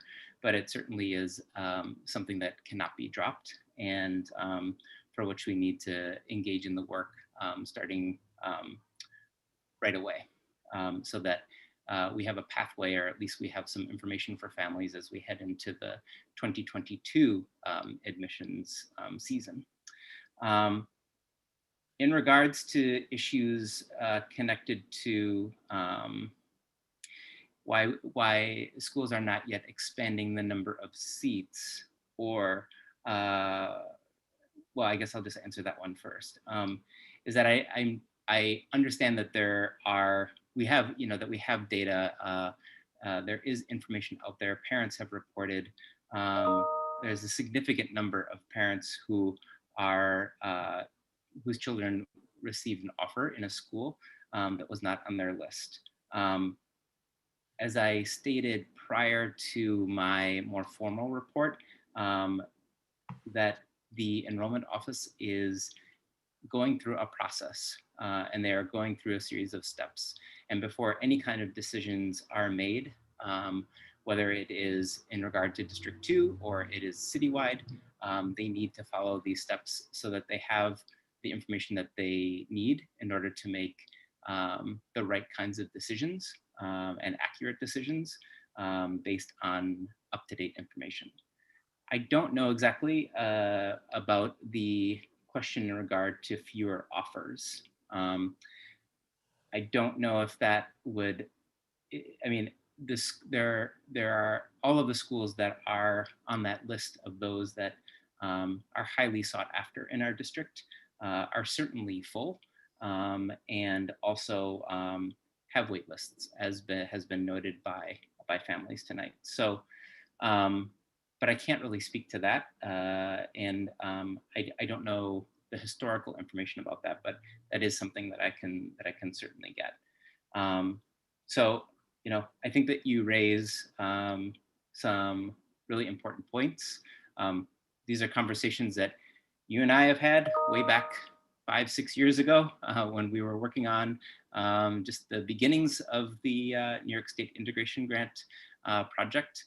And so, you know, I expect that over the coming year, we'll be able to, you know, put forth a lot more information and some very clear steps about how it is that we are looking to enact parts of this grant. Kelly, thank you for your answers. If I may just offer one small suggestion for you going forward. I'm disappointed that Executive Superintendent Marisol Rosales didn't come here tonight to hear from the families. The anguish and the upsetment from families is very real.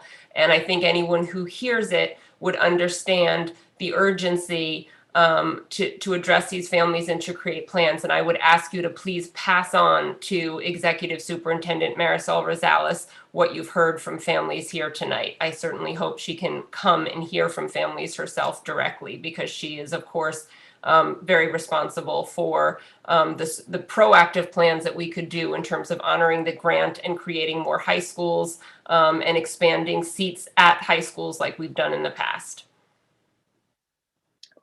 Thank you. Okay, great. Len, you have your hand up? Yes, thank you. Okay. So one of my favorite sayings, Kelly, is that those who forget the past are condemned to relive it. You said you had a familiarity with this district for 18 years, so I'm sure you remember the whole story behind LRO being created in this district. And I want to bring up LRO because many of the parents that are experiencing these feelings tonight probably had were similar stories to parents many, many years ago who got terrible choices as far as schools go. And LRO specifically was one of those schools created by parent advocates such as our district family coordinator, Jennifer Greenblatt, deserves a lot of credit for that. But the parents in this district worked really hard to create schools like LRO so that high performing or students would have an option for schools in our district. And District 2 priority, as you know, was created specifically to keep people in our district, in our communities, And really, because education is such an important piece, and as you hear the anguish from people, they don't know where to go, where to send their kids. I don't know if you're aware, but I spoke with a parent who actually told me that we had a middle school principal that told this parent whose child did not get one of their top 12 choices to apply to private school. I find that outrageous. I mean, I find that outrageous. So I don't know if that's what the advocacy that's going on behind the scenes.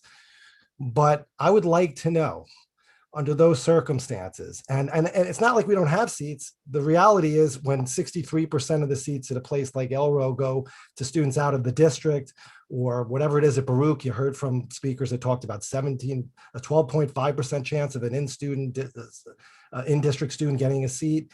So we actually have seats. They're just going outside of this district, and that change was promulgated because people think that somehow the high achieving students in this district are hoarding privilege, and it goes to this whole false narrative about equity, which I don't buy into when it comes to high performing students. So let me just say this. Can you just give me an example? Please just give me one example of pushback where you as the leader or the superintendent of District 2 has pushed back in support of District 2 priority, whether it was in an email, whether it was a public statement that you've made, because I'd like to know what your position is on District 2 priority. Because I think the issue here is that we have seats, they're just going to other students outside the district. And when seats go to students outside the district, that hurts all students. It doesn't only hurt the students at the top, it hurts the lower performing students as well. That's another issue. So I just want to really get your position and hear what you've been doing to advocate for District 2 priority. I understand this is a strange year, but we have 7th grade parents right behind these people, and they're going to be in the same situation. People need to plan their lives. They shouldn't be told that they need to go to private school as an option because they don't want to send their kid to a school where they have a metal detector or they're concerned. And it's not about someone being snotty or snooty or privileged. It's about people caring about their child being in a safe environment where they're being challenged. It's very simple. It's very basic. And I don't think it's too unreasonable for someone to get their top 12 choices. So could you just tell us what you've done or how you've advocated and what your position has been for the support of District 2 priority? If you in fact support District 2 priority, if you don't, just I'd like to know.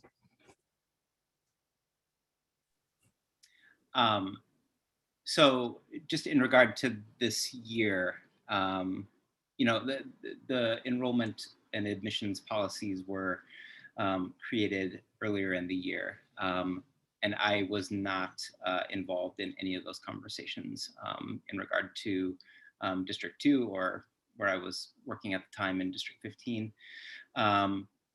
But I will say that in the conversations that I have had since the admissions letters came out, since kids were notified of the high school, I have been in conversations both with the enrollment office and with the central office, and have strongly advocated for the families of students in our district. The issue that I think that is, you know, predictability is incredibly important. And the current scenario is unpredictable. And I think that that makes for a really tough scenario.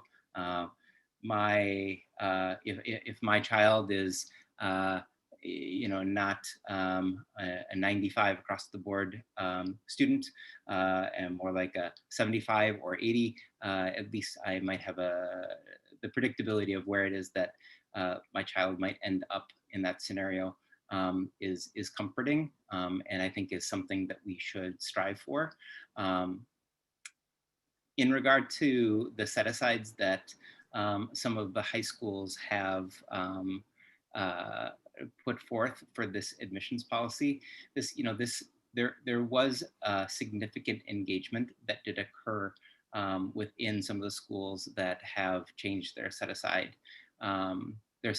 and opened their schools up to a greater number of students who receive free or reduced lunch, or who expanded the zone from which they were admitting kids. And so I don't want to say that what those families, teachers and principals did for their high schools was wrong. I can say that the conversations were rigorous because the nature of the situation demanded it. So in speaking with some of the principals of high schools in our district, I can just confirm that this was, some of these conversations were a long time coming. But I do, to your question, Len, is that I do advocate very strongly for our students, our 8th grade students, to be able to have a slate of schools within our district that they should be able to attend, and that they can, and that offer some kind of predictability for families so that they can plan moving forward.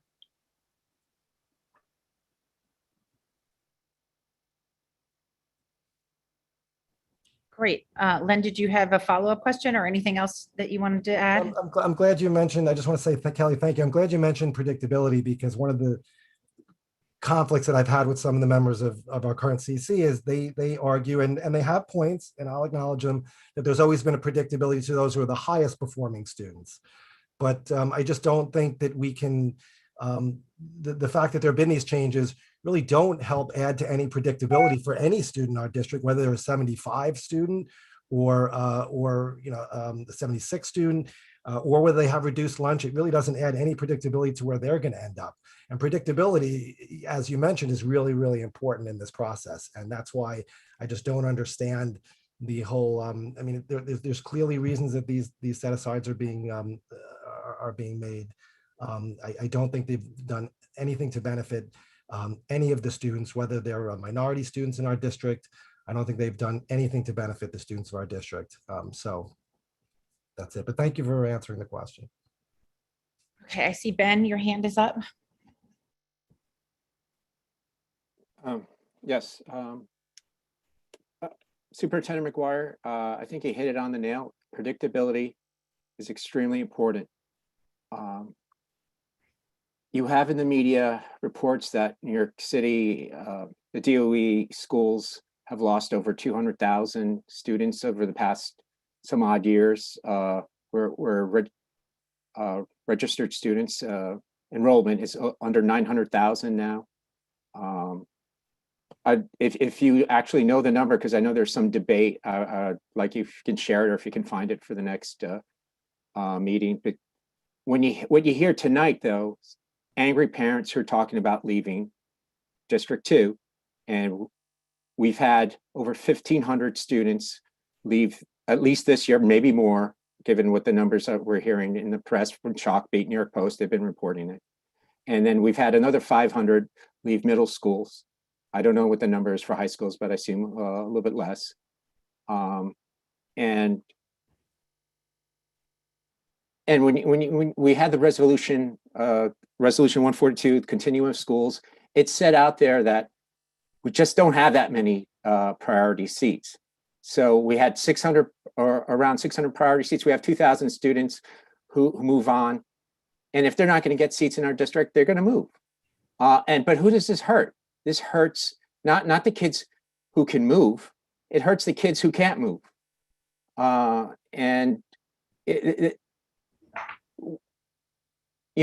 Parents here discuss. You heard a single mother discuss equity. She can't move, and now she doesn't know what to do for her child. You heard another parent talk about her own child, read a letter that her own child wrote. And then we had another resolution 153, extending priority to D1. That was a resolution I originally worked on with Edward Irizarry, and I discussed putting that for elementary schools because we had 1,500 open seats, and then it got changed to middle schools and high schools where we don't have the seats. And then we're not even looking at the data. And then we had more recently, resolution 162. It was a controlled choice lottery resolution that passed, I believe, in February. If we move to a controlled choice lottery, the problem is going to snowball even more because it's not going to hurt the kids who can afford to leave the district. It's going to hurt who are not going to get schools where they're going to get challenged.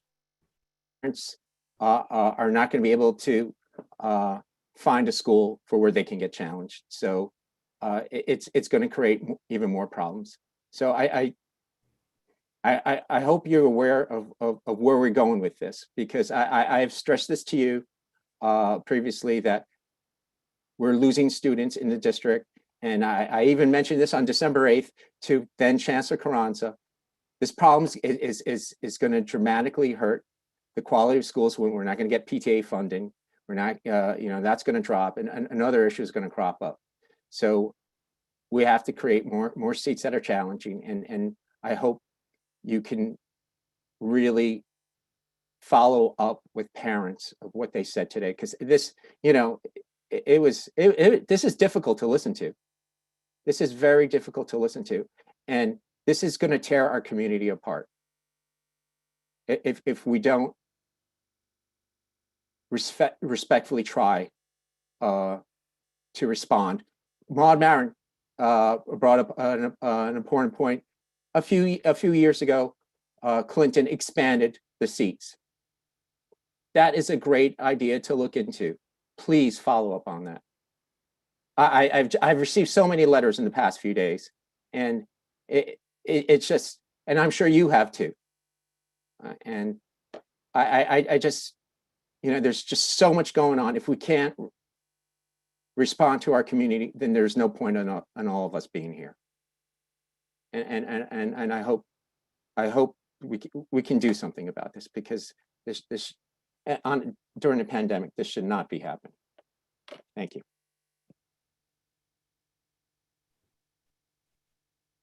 Okay, great. Is there any other council member who would like to ask a question of Kelly?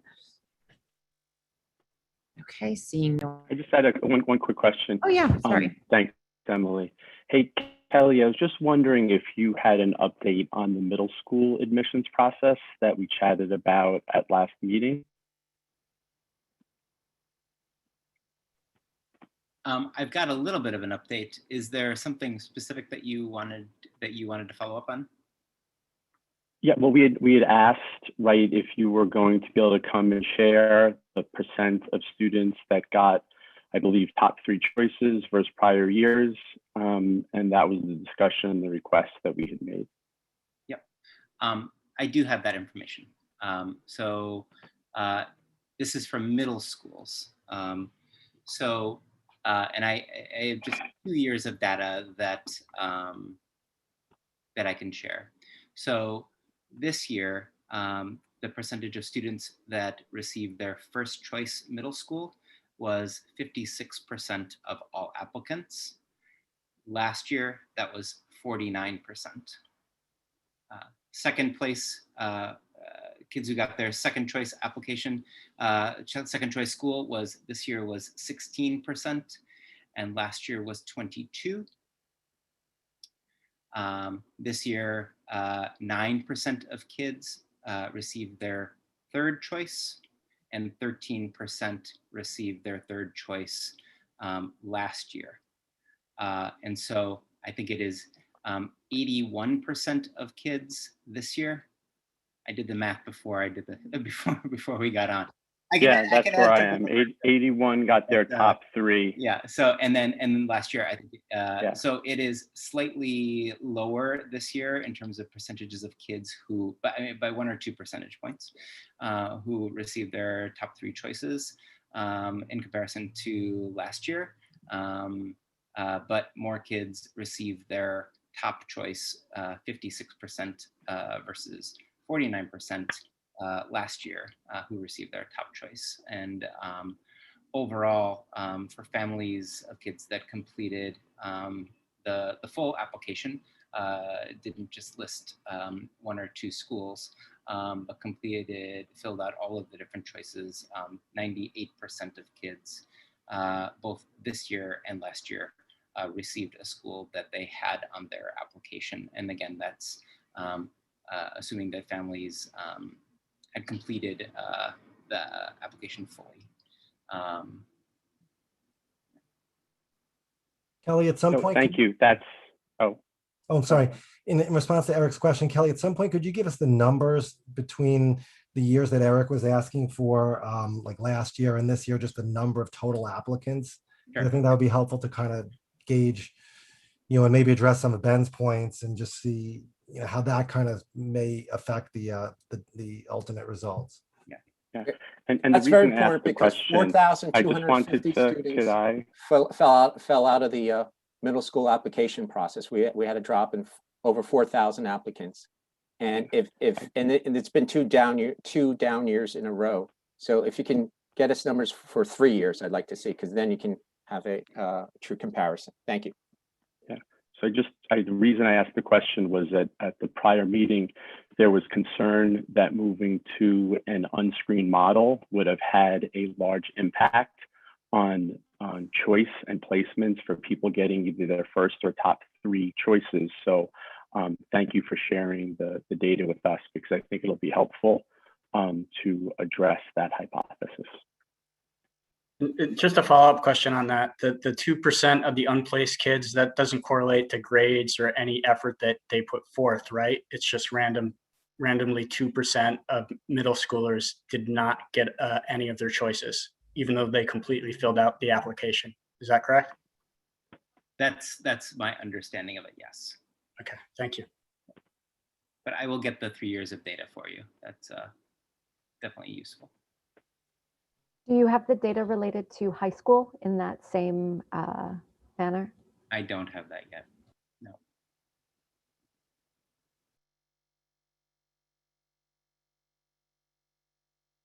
Okay, anybody else? Great, seeing no hands, I'm just going to move on to the next portion of the evening. Thank you so much, Kelly, for answering all those questions. The next thing on our agenda is the committee reports. So I know we have a number of committees. Ben, I think you chair a number of committees, like the screening committee. Did you have a report, or like have a meeting? Or I left the screening committee last year. Oh, okay. Sorry about that. And the remote, we're moving away from remote. So there was no, as I mentioned in a previous meeting, that, and parents have made it clear. They're okay. I just didn't know if there were any like specific things. Okay, great. Then we will move along to the next portion of our evening. Oh, wait, can I make a quick report on the Students in Temporary Housing Committee? Absolutely. I just wanted to publicly thank a number of people. We have done a few things recently, used the CEC budget towards buying both graphing calculators and backpacks for students in temporary housing. That was a project that has been brought across the finish line by Shino, and so thank you to Shino. And more recently, we recently revisited a project that we started last year in terms of matching school communities to specific shelters in District 2. And that process is ongoing. There are several schools who, after we sent them Amazon-based wish list, they sold out within hours, and the parents asked for further lists. So I just want to sincerely thank many of the school communities within District 2 who have been so giving and generous of their time and their money. And I wanted to specifically thank Jocelyn Anker, Amrita Pendrakar, and Salima El Amin, who have done a lot of the heavy lifting in putting these wish lists together and helping coordinate with the schools. And then the school communities of PS 41, PS 89, 75 Morton, School of the Future, LMC, IS 289, PS 234, SALC, and PS 3, who have risen to the challenge of helping our nearly 1,000 students in temporary housing in District 2. So that is probably going to be the last initiative of this particular committee in this group, and it has been extremely gratifying work to do together with Tom and Shino in particular. So thanks to everybody who has given their time and effort here. Thank you so much, Ushma. We should probably just quickly add that we don't have a meeting this month, and that we very much hope that who's ever on the CEC next year we'll restart this, students in temporary housing committee as we got a lot of outreach from the district. It's really pleasant meeting, unlike these. Thanks, Tom. And I just wanted to go down the list. The multilingual committee, is there a report? I'm not sure. I think Maud, you chair that committee. There's no report at this time. Okay. And zoning and capital planning, I think, Eric, is there any update on zoning and capital planning? No, no updates. Okay. And the Students with Disabilities Committee, we met last month. Our last meeting I announced would be on this coming Friday. Unfortunately, I've had to change it. So the next meeting will actually be, and the next and last meeting of this council would be Friday, the 18th of June. And there'll be more details to follow. And you could always contact me if you would like to join. Also, we did testify, some of us at the City Council budget hearing, and the resolution that's on the floor sort of came out of that. So hopefully we'll hear more about that in the resolutions, which I think is what's next on the agenda. Sorry, I had it open, but okay. Yeah, and now it's the presentation and discussions of the resolutions. There's only one resolution on the floor. I am the sponsor, along with co-sponsors Shino Tanakawa and Edward Irizarry. It is a resolution to focus budget priorities on reading practices rooted in evidence-based structured literacy. I hope you all had a moment to read it. It's very much based off of the resolution that passed 10-0 with one abstention last year. And it basically is saying that money is coming into our district and to basically New York City Public Schools on all over. And so we should focus those dollars on evidence-based structured literacy practices that work to teach all children how to read. And I just wanted to share one small example of something that just struck me as a reason why this is so important.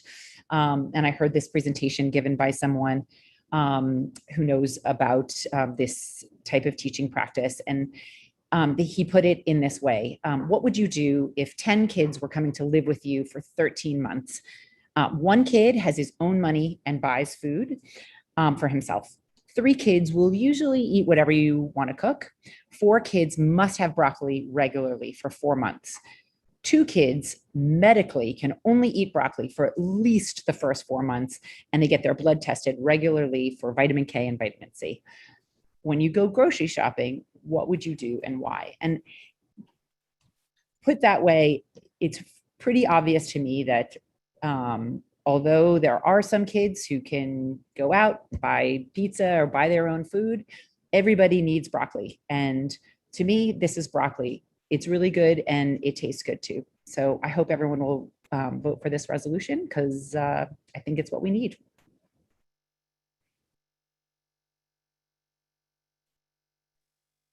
Emily, I have a question.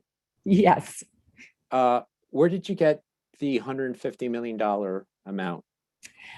These were numbers that are being spoken of with larger advocacy groups across the board. Advocates for Children has argued for that, and many groups have basically been putting those numbers on things. I did not sort of pull these out of the air, and I'm trying to amplify and echo what larger groups have come up with in terms of what is important for teacher training and all sorts of things that need to happen. Okay, because you do have in your therefore, I'm reading it. We didn't share it amongst council members. We don't do that anymore. These resolutions, which is kind of disappointing. But I mean, I think part of it's just, may I interrupt, Ben? Honestly, I think you know that last month my son had surgery. So honestly, this was very last minute. I wanted to do this because the budget was happening at the city council level. So I do apologize. I would have sent it out beforehand. That is my own fault, but honestly, I've just been pressed for time. All right, well, I apologize I hope your son is recovering.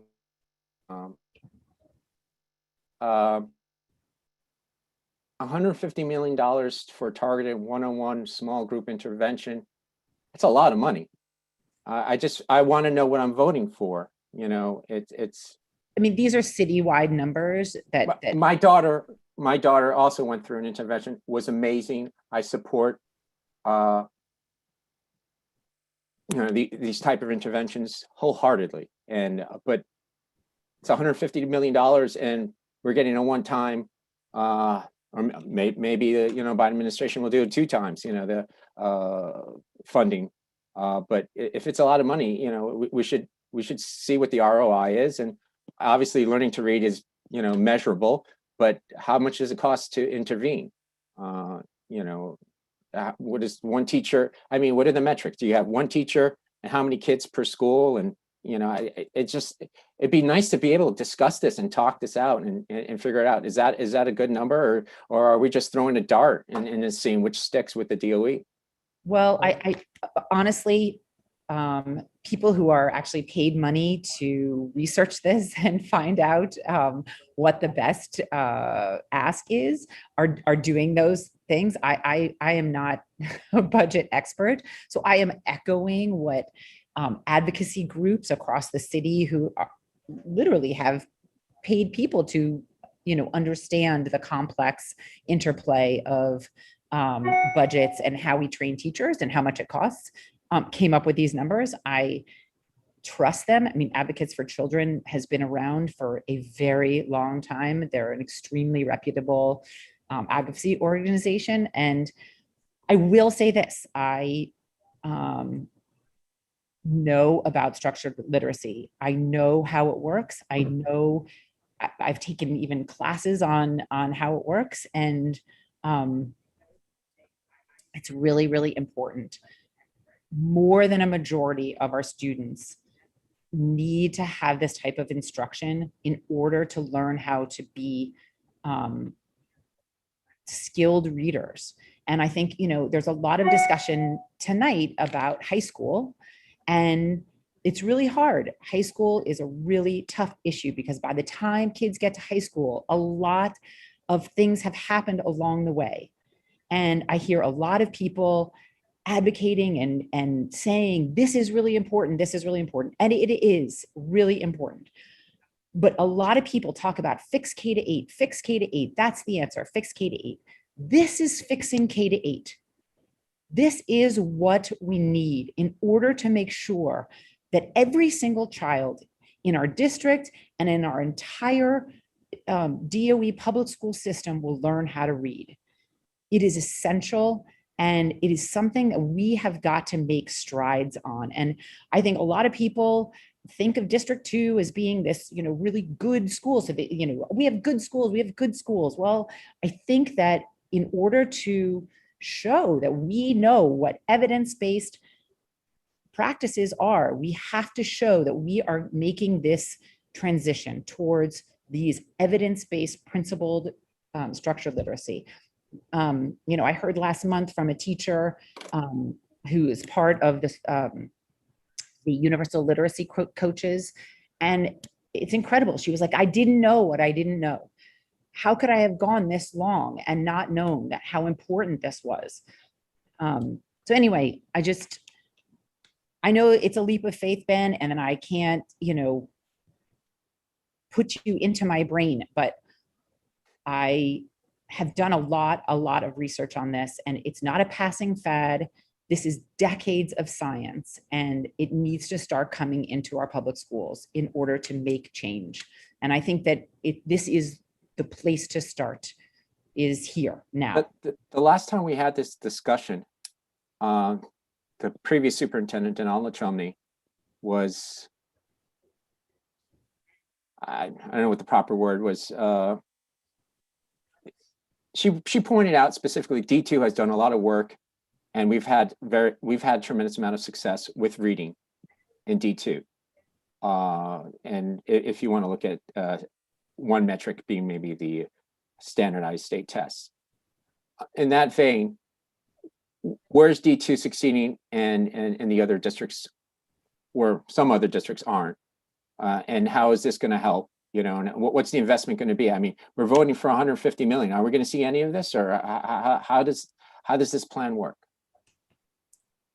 Well, I think that it works in many different ways, frankly. I mean, 150 million is definitely an earmark, right? I mean, that's how budgets work. And I think that in some ways, as Tom mentions, these resolutions are not things that people all of a sudden say, oh my gosh, District 2 passed this resolution. That's how it's going to be. They're not laws, but they are suggestions, and there are ways of saying, this is what we prioritize. This is what we think is important.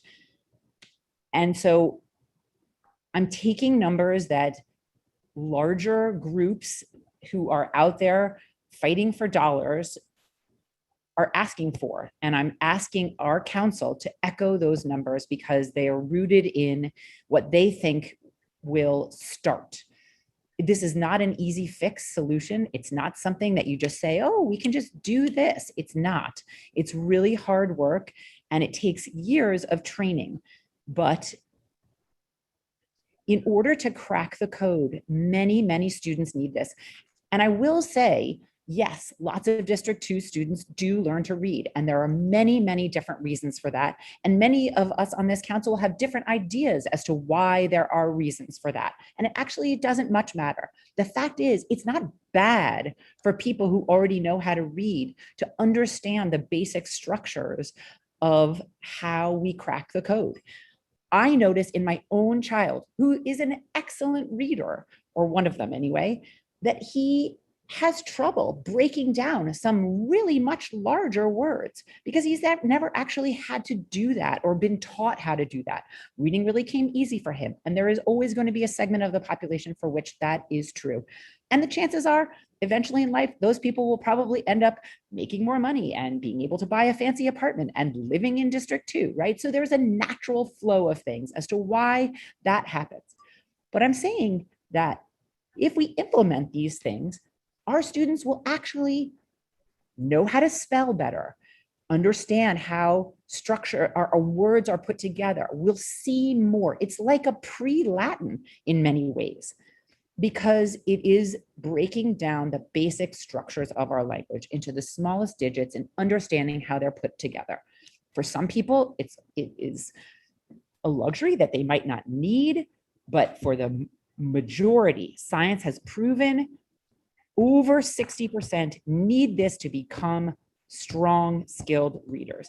And I think we talk a lot about what good schools and good, education is. And I believe that this is where we start.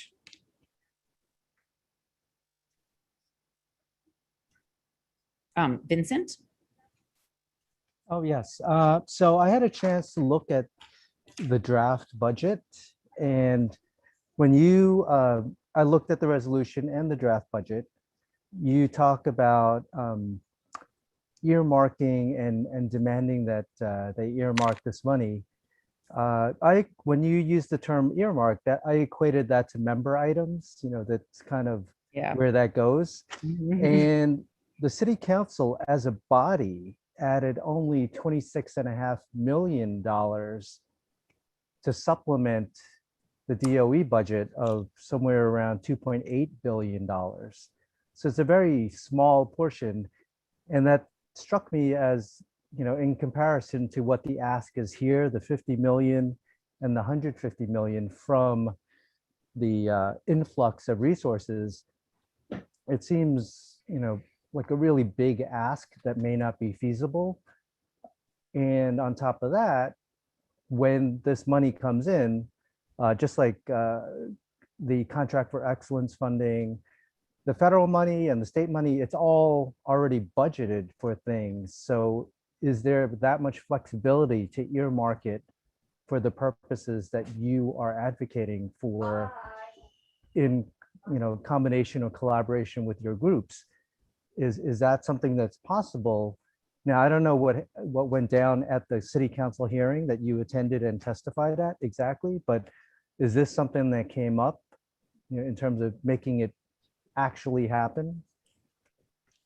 Well, no, it wasn't as though the city council member said, yes, okay, and there was a promise. No, I mean, I think these are advocacy tools that, again, we testified and there were no promises for that, but there were multiple people who were advocating for this. And in terms of the city council budget and how that flows into the DOE, I know there are a lot of mechanisms and things. Like I have no illusions that it just sort of the money comes in and then it definitely happens. No, there has to be strong advocacy that continues. And I do hope that, yeah, I personally hope to stay advocating for this for a long time. And I think it takes that for sure, Vincent. So I totally recognize that it's a lot of money to ask for. I think it takes a lot of money to do this.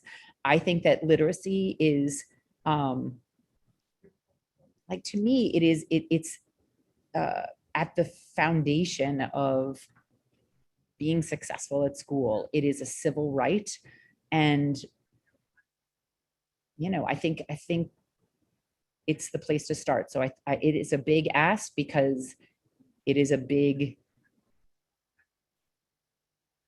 you know, yeah, it's a big thing to do. And I think we need to do it.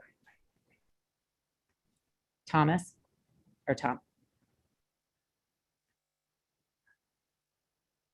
Oh, you're on mute, Tom. Sorry, Len, I think you were actually next. Let Len go. Yes. Thanks, Tom. Sorry. Yeah, I believe I'm not an expert on reading pedagogy, or well, I'm not an expert on that, I admit it. I believe I was the one abstention last time. Donalda had told us that in our district we had a reading program, was very successful. She mentioned the metrics. I understand the standards that you're mentioning. So I have two questions. I'm going to address them both to you and Kelly.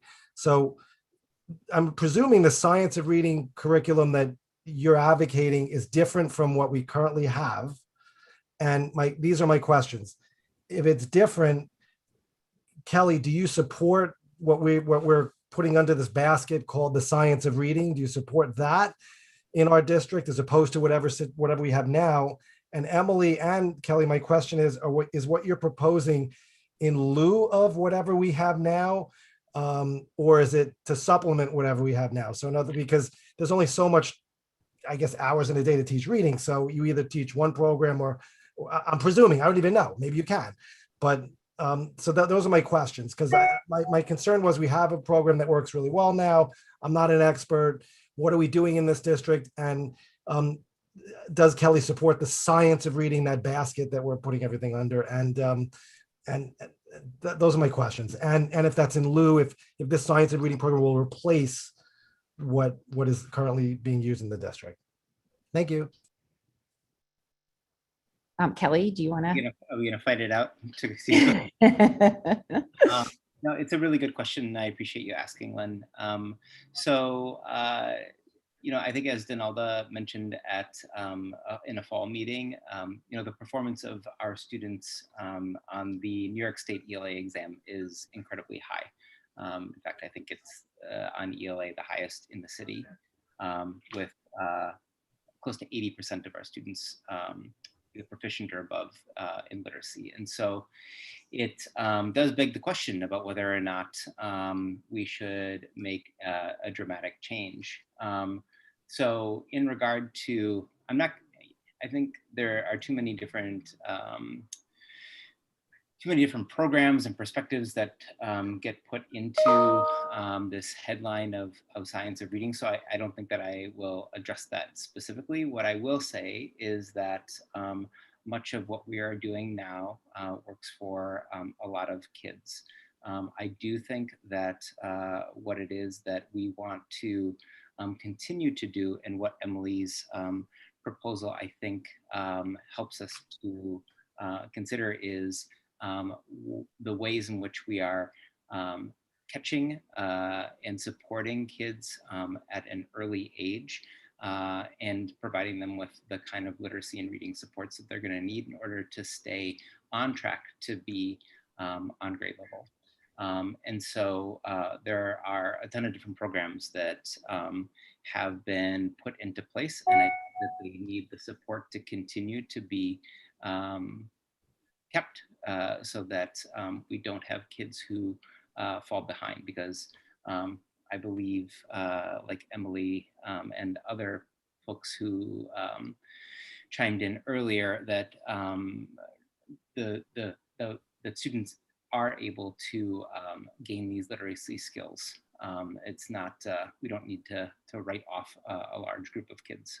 They can do it with the right kind of supports. So I would support continue to work with our universal literacy coaches. I would support, as I mentioned in my report, a continued focus on early screeners to be able to evaluate whether or not kids are starting to struggle. I would not advocate for a entire shift away from the curriculum that we are working with. But I do think that there are places where the curriculum can continue to be supplemented. And a lot of our partners recognize that as well. This is one of those conversations that goes back and forth every few years. And I think like every time we raise the conversation, we get a little bit smarter about it. But where we end up lying, I think, is in strong programs that are balanced, that include a deliberate and specific phonics program, but that also teach kids all of the other great things that help to propel them forward and help them become lifelong readers.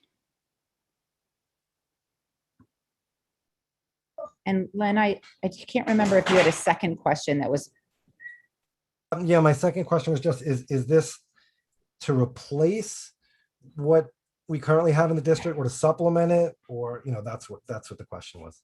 So I do believe that we ought to be, listen, wholesale change is really hard, right? Nobody wants like a big slam on the brakes and, but I do think that we should be going away and trending away rather quickly from the types of books and literacy instruction that encourage kids to guess.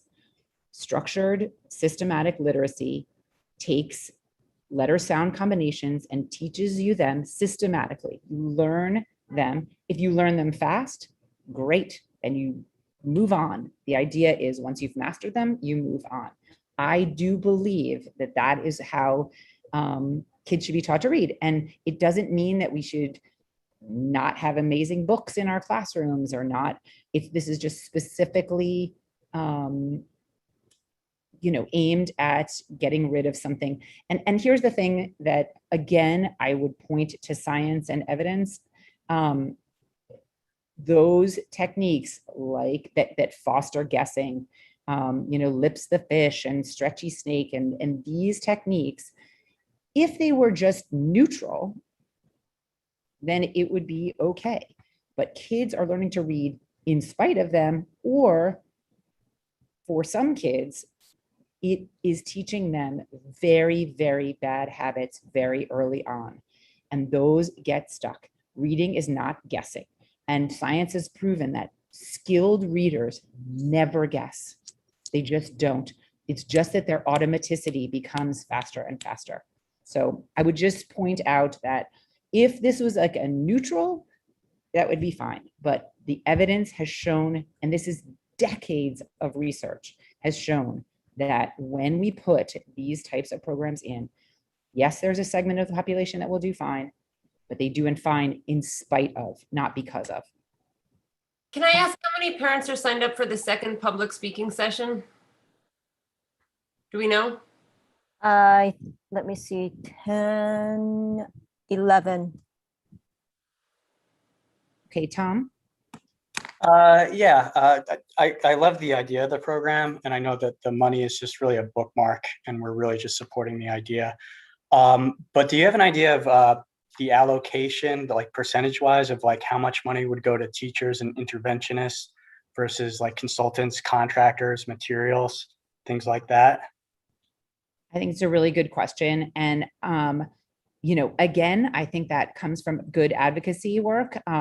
And I would say that the universal, Andrew Fletcher, the reason that I put that in there is an extremely good program that's happening right now where teachers are going through deep training so that they could go into schools and mentor teachers. It's a mentorship program, and it is very small right now, and it needs to get bigger. So that's why I call that out specifically. There are tiny pilots. There are 4 tiny pilots that happened right before the pandemic. Unfortunately, there literally in some schools, there were 4 children in them in a classroom. So it's very hard to see.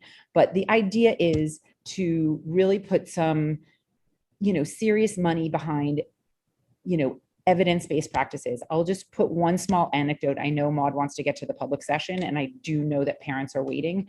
The state of Mississippi is the only state that moved up in their NEEP scores in this past NEEP, which is like the nation's report card.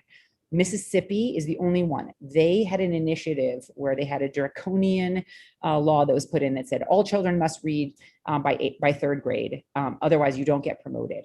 And a small operation came in, and it was a foundation came in and trained. They decided they're going to really put their money towards this. They trained all of their teachers in structured literacy, and they are the only state that made progress, because they trained 50,000 teachers how to work with kids. And again, it is not, these are small gains, but this is not like a quick turnaround. So the most of the money would be for training rather than warm bodies in the classroom?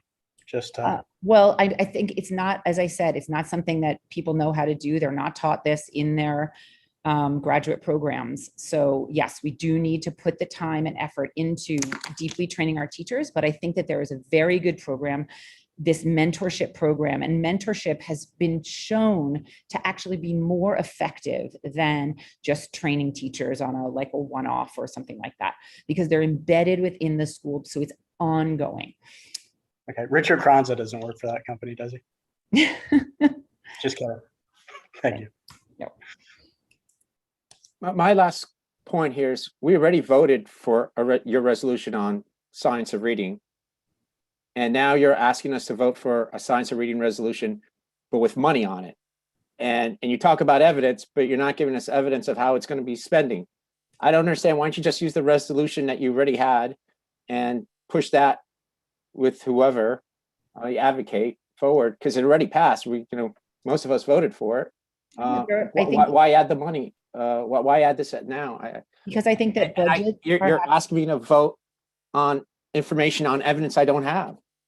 And I'm just saying that budgets are happening now, and signals are being sent to places and people who push levers of power, and people listen to resolutions, and CEC District 2 passed one a while ago. And I don't think anybody is going to our website to wonder how to spend that money. They're doing it based on what people are talking about. And that's why I put this forward, because I think that we need to keep talking about it. Otherwise, it doesn't happen. So are there any other questions? Otherwise, I am going to move on because I do want to be respectful to parents' time. Okay. If there are no further questions or comments, I want to move to the second public session, please. Shino, do you want to call the first name? Sorry, I'm just managing the list and everything else. Just Yep, no give me a worries. You know sec. what? I'm just going to make a couple of just guidelines. It will be an open public session again. If you'd like to sign up, please do so. We will still remain with the 2-minute time limit, and we would also just ask that you respect that timer. I think that we did a good job once we set the clear parameters. So thank you. And oh, you can speak again. Just because you spoke in the first session does not mean that you can't speak in the second session. You may. The first speaker is Noemi Rodriguez. Hi, good night. Thank you for the forum. I want to, again, echo everyone's sentiments that have been mentioned previously in the first part of the session, and appreciate the responses and the questions during the report. I too am furious. My stepdaughter is an ESMS student who's worked extremely hard, and it's, as you know, what we're hearing from many parents. I want to take a moment to think about a wake-up call for the DOE, Department of Education in New York City. That's supposed to service every single student in New York City. Why is the concept perhaps here, and if this is the appropriate terminology, equity being done by opening up District 2?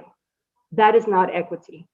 Instead, we should be funding and supporting the schools that are underserved in communities that are underserved and serving those children as well within their own communities. That is equity going across the board. Why should those children be subject to traveling outside their own districts for a good education, and our children have to travel outside our own district?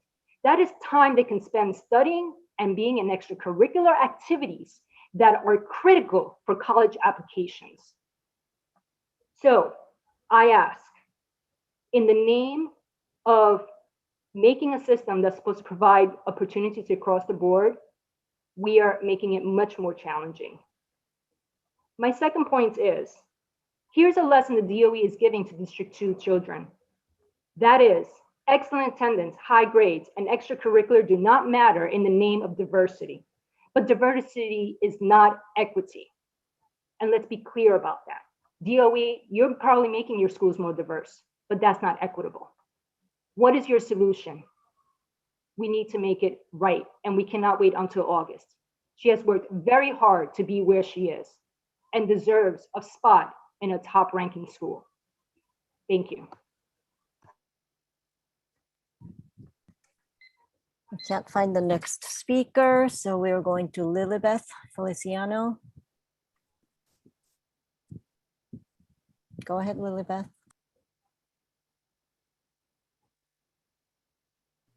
Good evening, everyone. Hope everybody's fine on this evening. I just wanted to share, I'm listening to everybody and everything that's going on. It's just a very simple statement. Our system is broken and has been broken for decades. Change is never easy, especially when it's directly affecting children. That being said, we hope that all the efforts and all the frustrations and all the advocacy is to provide equitable and quality education for all children. There should not be any difference in the quality of education you get based on the school that you go to, regardless of whether you live. That simple statement alone. We should not as parents and our children should never feel like their education is being compromised because of the school they were placed in. The simplicity of this is what our goal should be. Therefore, no parent, no child should feel shortchanged or disadvantaged, whatever school they get. The education should be equitable across the board. It shouldn't matter. And then we can talk about the real issues, travel, time, money. But all our schools should be providing the same education for all. My hope is that this is the beginning of a new decade for the New York City school system. A new decade. It's going to take time. It's going to take years to get us out from where we were. It's not going to be comfortable for everybody. We're going to have bumps in the road. And unfortunately, we're going to have some tragedies and some things that, not tragedies, but some things that are going to happen, unfortunately, along the way. But I hope this creates a new generation of children all receiving quality education in all our schools. It shouldn't matter what school you get to. That is the core of the problem.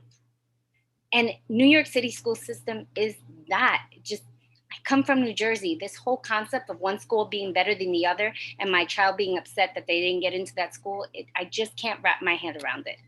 New hope, new generation, new beginnings. Thank you. So much, Lilibeth.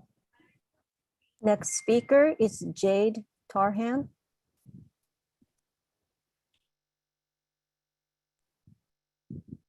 Go ahead, Jade. You should be able to unmute yourself. Okay. Hello. Yeah, like I was saying before,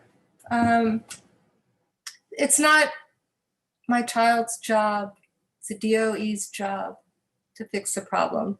Putting her in a school with 50% attendance rate and 70% graduation rate in a school that went from 650 students down to 110 from 0 to 30 in a couple years is totally unacceptable. I don't know what to do about it, but what's happening now is just not working, and Mike deserves better than that. Yeah.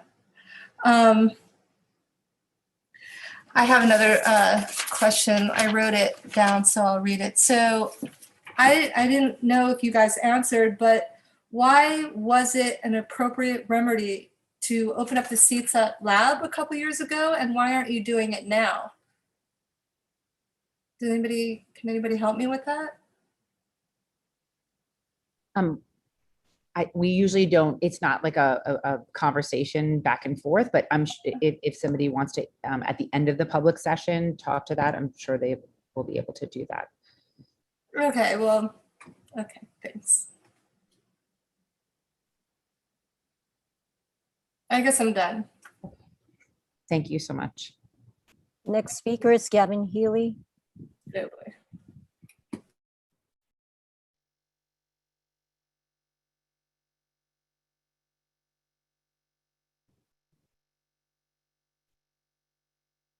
I think I'm unmuted now. Thank you.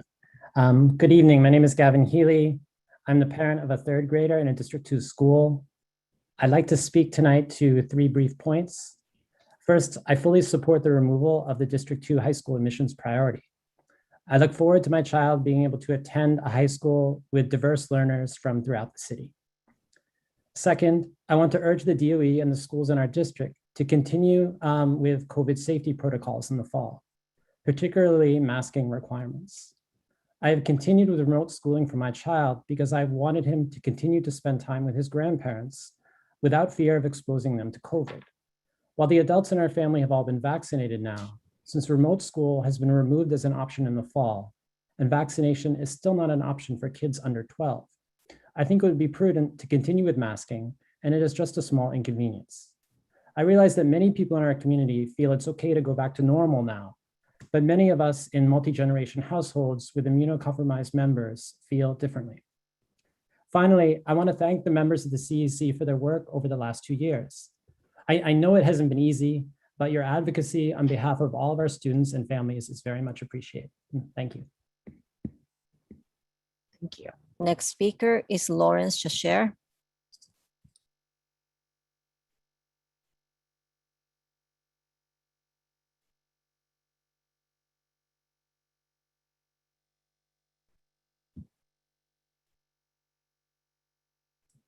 Can somebody unmute him? He should be able to unmute himself as a panelist. Oh, sorry. Hi. Okay, so it was brought up why there's a limit of 12 high schools. Honestly, my kids didn't have a 12th pick or an 11th pick or a 10th pick. One of the issues is that District 2 doesn't really have a lot of normal schools. Some of these schools are like Urban Assembly for emergency management, the fashion high school, the culinary school, and there's also a bunch of quirky consortium schools that don't believe in testing. So we couldn't even come up with 10 schools. So this isn't going to solve the problem. And I think this is a problem. Everybody's piling into Baruch Lab, and I don't know which, Eleanor Roosevelt, because these are just the only normal schools that just have like a variety of choices. The school that my kids are in now, there's no foreign language other than sign language. And we're looking at something that doesn't offer a foreign language for 9th grade. So I mean, these are just ridiculous, just basic requirements that you have in a high school. And so I'm not talking about that this is a problem with metal detectors. It's just these schools are inadequate, and they've been inadequate. And it's not as big a problem before you opened up the district to everybody, and everybody comes piling in to the few decent schools that there are. And to the prior speaker, who wants his kid to have a diverse body. Well, your son or daughter may be going to, maybe they're going to get assigned to the culinary school or the fashion school or whatever, some non-general school based on a lottery number. And the other thing is that this is about taking away opportunities. I was here 2 years ago with a petition to fix one of these middle schools, 75 Morton, that couldn't offer advanced math to sixth graders. And there were about a few people on this panel who just was like, well, they want diversity. We don't want kids working ahead. And so, I don't mind my kids being in a school if you can fix the school and offer decent programs. Okay, thanks so much, Lawrence. Next speaker is Olga Samuels.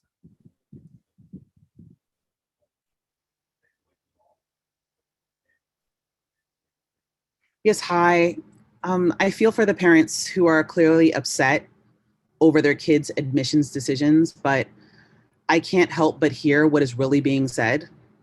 What's being said is that if my kid gets good grades, they don't deserve to go to a shitty school. But then I can't help but ask, which kids exactly deserve to go to a underperforming school? Whose kids deserve to be in schools with less resources, detectors? Whose kids exactly deserve to be underrated and left behind? So let's talk about their high-performing kids as if they deserve a better, safer school than other kids. It's actually really painful to hear. When I think about how essentially our kids are basically being valued or devalued based on their grades. I don't think you can actually support the concept of equity and also believe that any one person's kids deserve to be at a better school more than any other. I'm sorry, please check your privilege and entitlement. I'd hope that we would all be invested in making all of our schools better for all of our kids. Sure, add more schools, but how about focusing on making the existing schools better for every single one of our kids? Because that's what our kids deserve. And anything less than that, if we're advocating for anything other than that, then we're not doing our jobs as parent leaders. Thank you. Thank you. I'm just going to jump in and just say last call. If you'd like to speak in the, this second public session, please sign up now. It's going to be closing in a minute. Okay, so the next speaker is Emma Chavarria, but it's Noemi. So I'm going to unmute and raise Noemi to panelist, but it. Thank you very much for the opportunity to speak. First of all, I've heard the frustrations of all the parents in District 2. Now I want you to imagine how I feel as a student who has worked so hard in Eastside Middle School, which I had to qualify to get into. I've excelled at ESMS, achieving 95% average and high school test scores. I am proud of the education I am receiving at this school, and I commend all of my teachers that prepared me to attend a top high school. But I want to know, how is it possible that I got into the 12th school on my list, which is out of my district and doesn't reflect my hard work and interest? We as students are also looking for transparency, and we want to know the process, what the process was for this. I find it to be disappointing, unfair, and it honestly makes no sense. I know for a fact that other students whose academic achievements were a bit lower than mine were still accepted into some top schools, such as Eleanor Roosevelt and Townsend Harris. I was just accepted into a competitive summer program at Cambridge University in the UK, and my own country is basically denying me top level education that we deserve. I'd like to know the steps that I should personally take to ensure that I'm in a school that is at the top of my list. Again, thank you for the opportunity, and I believe I speak on behalf of those students in my same shoes. I really want to have faith in the system, but right now I'm at a major loss on what has happened. This is mine and many other students' futures at stake. Thank you.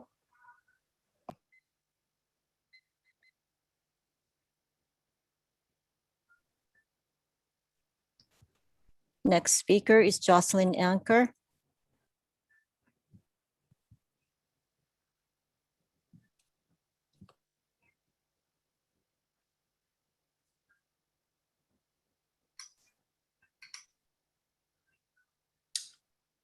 Hi, everyone.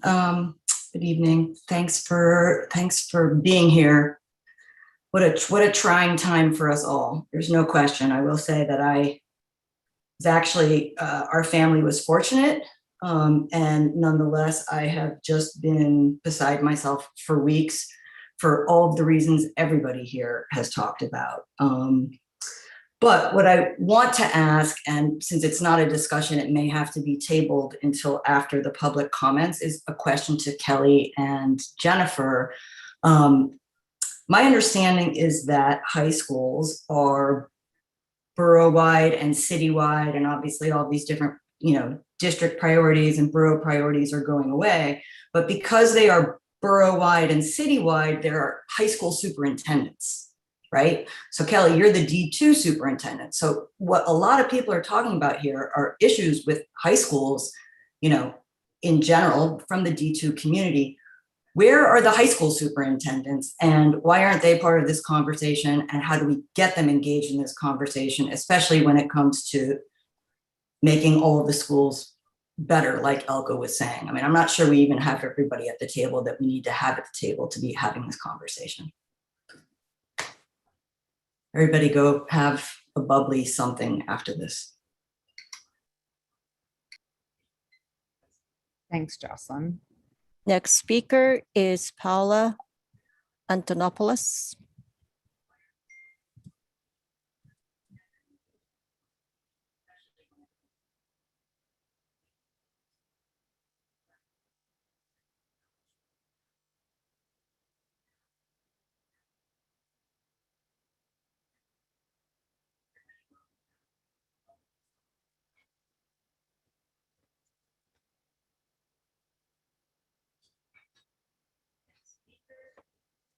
Okay, we'll go back to her. The next one after that is Lupe Hernandez.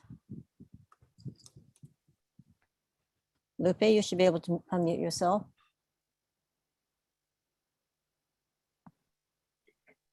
Okay. Thank you guys for being here. We really appreciate your essential services.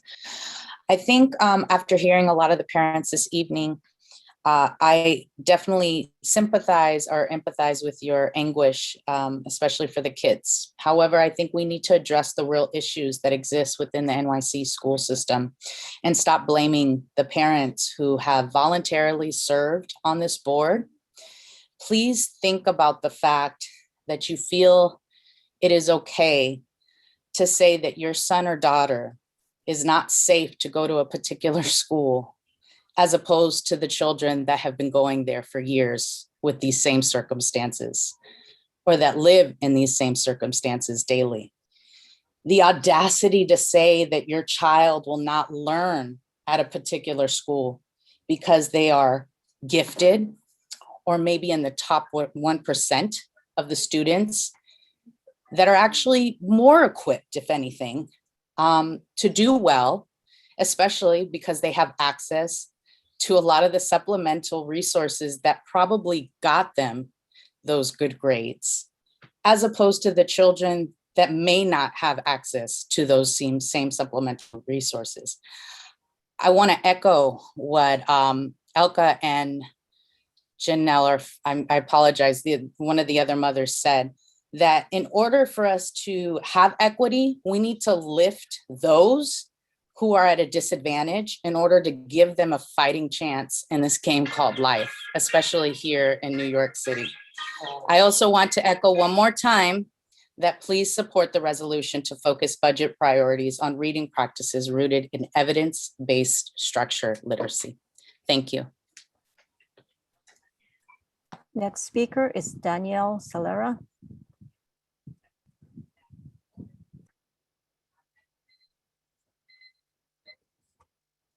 Sheena, it looks like Paula is back, so maybe. Okay, let's go to Paula. Go ahead.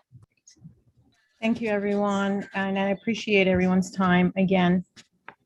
My one question is, what is limiting the DOE in creating new schools? Is it a time issue? Policies and practices have changed over time, but schools are not being supported for the change. The DOE's time schedule is hindering students' possibilities. Students' time is sensitive to their academic and personal growth. And students are being penalized for not performing up to the standards. And the time that they're being taken away is the result of the not that good of an organization that this new change has brought upon, as we all know, the school's placement. I've been in the school system for about 20 years as a former educator. I left the system to be able to provide programs and support the educational system, parents mainly. By advocating, during that period, I became a parent of the system, and I still see the same difficulties that I saw as being an educator during the time, and now as a parent. And during this pandemic, I feel for both sides, the educational system, the educators, and the parents. We are all hurting. And I think that the one thing that we all have to understand is that we have to support each other, and we have to support parents. Parents want to support the schools. So we have to listen to the parents, and we have to figure out what to do. I know that the CEC has limited choices, and it's just voicing what our parents are doing for the DOE. But please understand that we depend on you to be able to voice out the needs that we all have for our children. One of the things that I also wanted to say is that we need to be sensitive to the development and growth of students and the process and of the environment that they're required for this to be possible. My child at this point, I'm a District 2 parent, but was placed in District 13. So my commute is going to have to be in favor for her to continue her education. So I'm done speaking, and thank you so much. Thank you so much, Paul. Danielle, you're next, and you should be able to unmute yourself.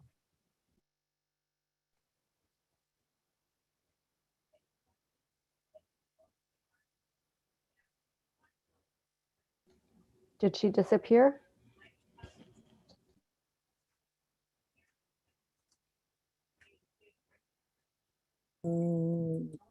Okay, let me find her again. Yeah, she may have logged off. Okay. Lisa Marks, you're next.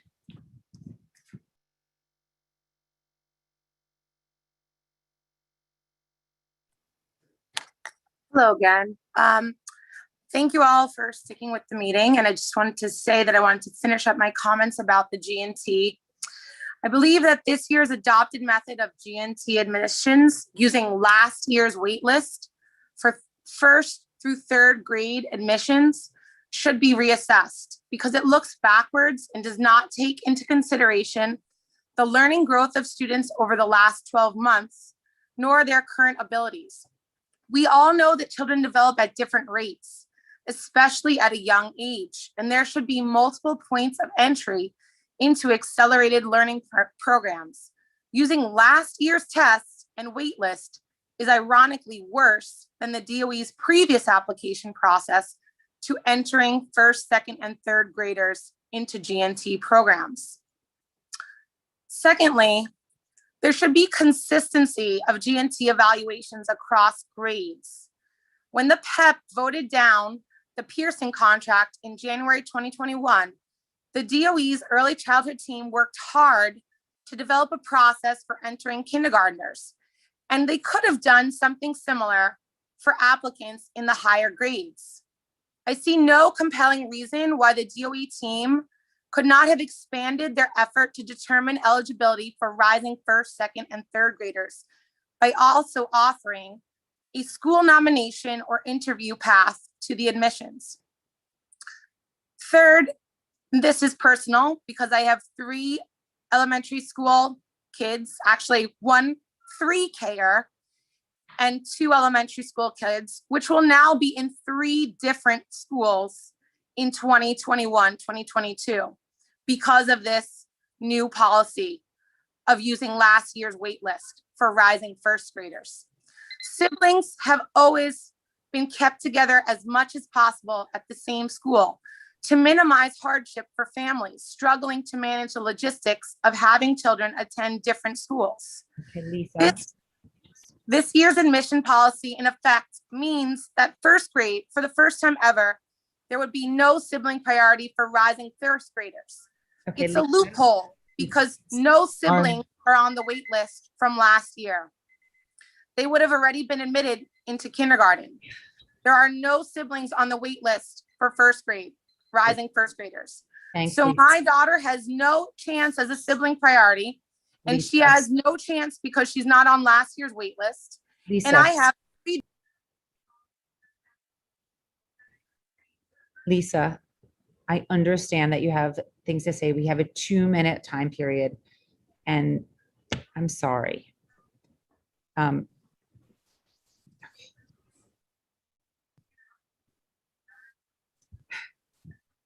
Okay. Next speaker is Kaushik Das.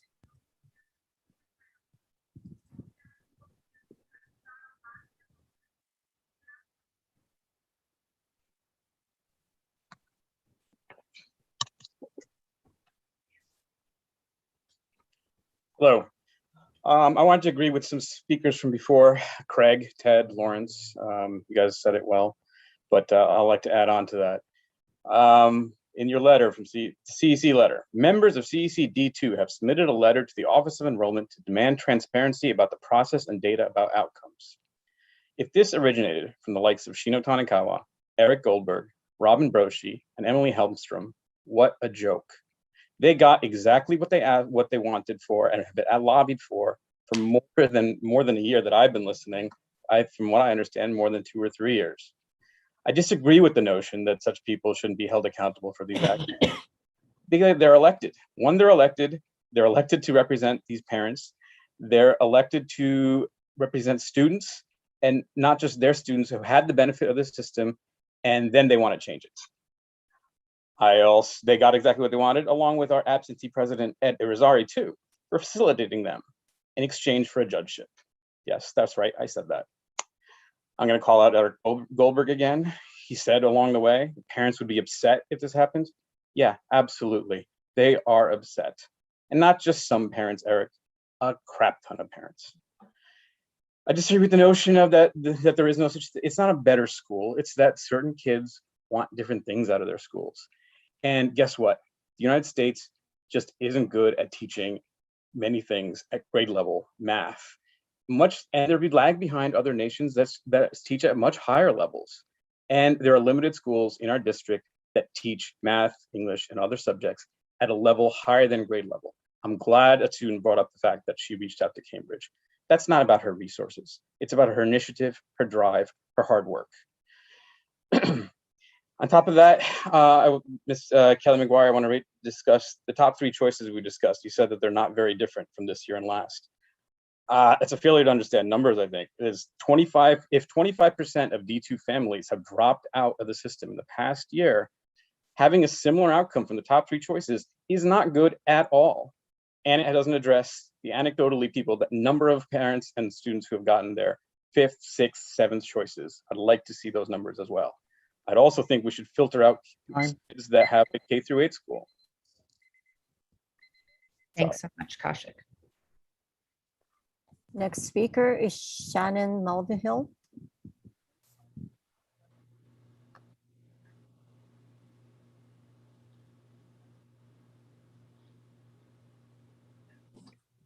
Can you hear me okay?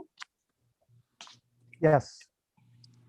Great. Hi, my name's Shannon Mulvihill, and I usually don't speak at these, but I was very compelled based on referencing comments of what Donalda has said in the past about how great our district does in this area. And I just want to share some feedback on what she wrote to us in the Students with Disabilities meeting when we were talking about the different types of literacy that we should be providing our students in District 2. And the only reason I took a screenshot of it is because I brought it up at our SLT meeting when we were talking about budget, with the importance of, what we're doing in terms of what type of literacy we are providing. And I feel lucky that I am at a school for my kids that has, you know, a balanced approach, that has flexibility, that does teachers college, but also has OG. And not every school does have that. And I want every school in our district to have that. So what she did say here, she said, we're waiting to hear from the New York State Integration Project grant proposal. If funded, we will this year. This funding will enable the training of teachers across all our schools and the evidence-based Orton-Gillingham methods that directly address the instructional needs of these specific students. Literacy is a leading equity priority in our district. We will invest heavily to further enhance the capacity of teachers to support students through this learning to read and learning to write journey. I have 2 kids with dyslexia. The biggest difference is how Teachers College has finally incorporated more phonics. It's still not enough, but luckily it started earlier. And since my school does offer OG, I'm going to be able to keep him in public school and not move him to a private school like I had to do my younger one. So I want that for more people because it is a wonderful experience and can be if we can meet each child where they're at. And you don't have to do a wholesale change if that's not what your school's comfortable with. You can offer what works for each student, but have it in the budget to offer to the students that need it. It is so critical for their learning. The difference, unless you've seen students with the 2 different ways, I don't think you can possibly understand. I've listened to all the podcasts, read the research. So I understand from that side as well. It's not just personal experience. And it's the universal literacy coaches at our school have made the biggest difference, not only in my kids' life, but ours, across the board, all kinds of students at our school. And I want more of those in more schools. And the more they can help teach our teachers. So thank you. Thanks, Shannon. I cannot find David Kungle, so I'm going to go to Craig Slutskin.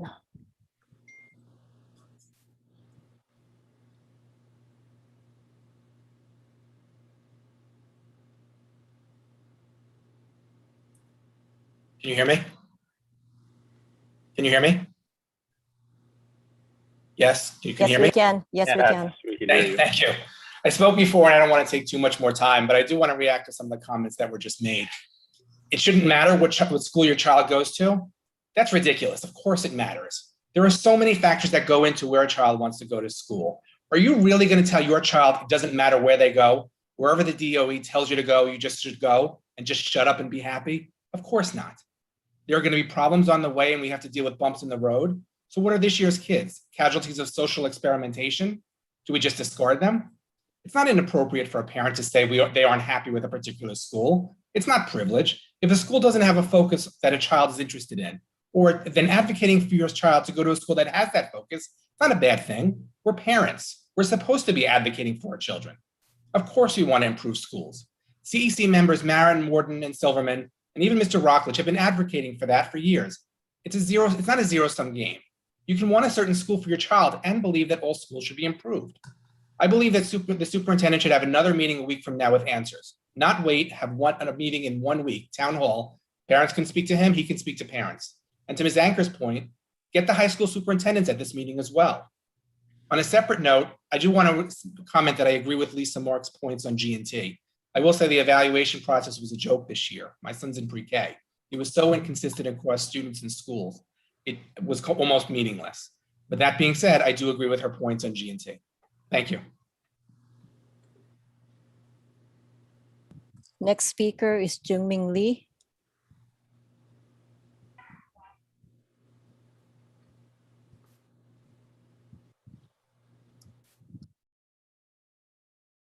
Hi there. I am an 8th grade parent, and I have done all the right things. My son and I listed 12 schools for high school, and he got none of his choices. I missed some of the beginning of this meeting, and I'm sure there were other parents who have the same plight as we do.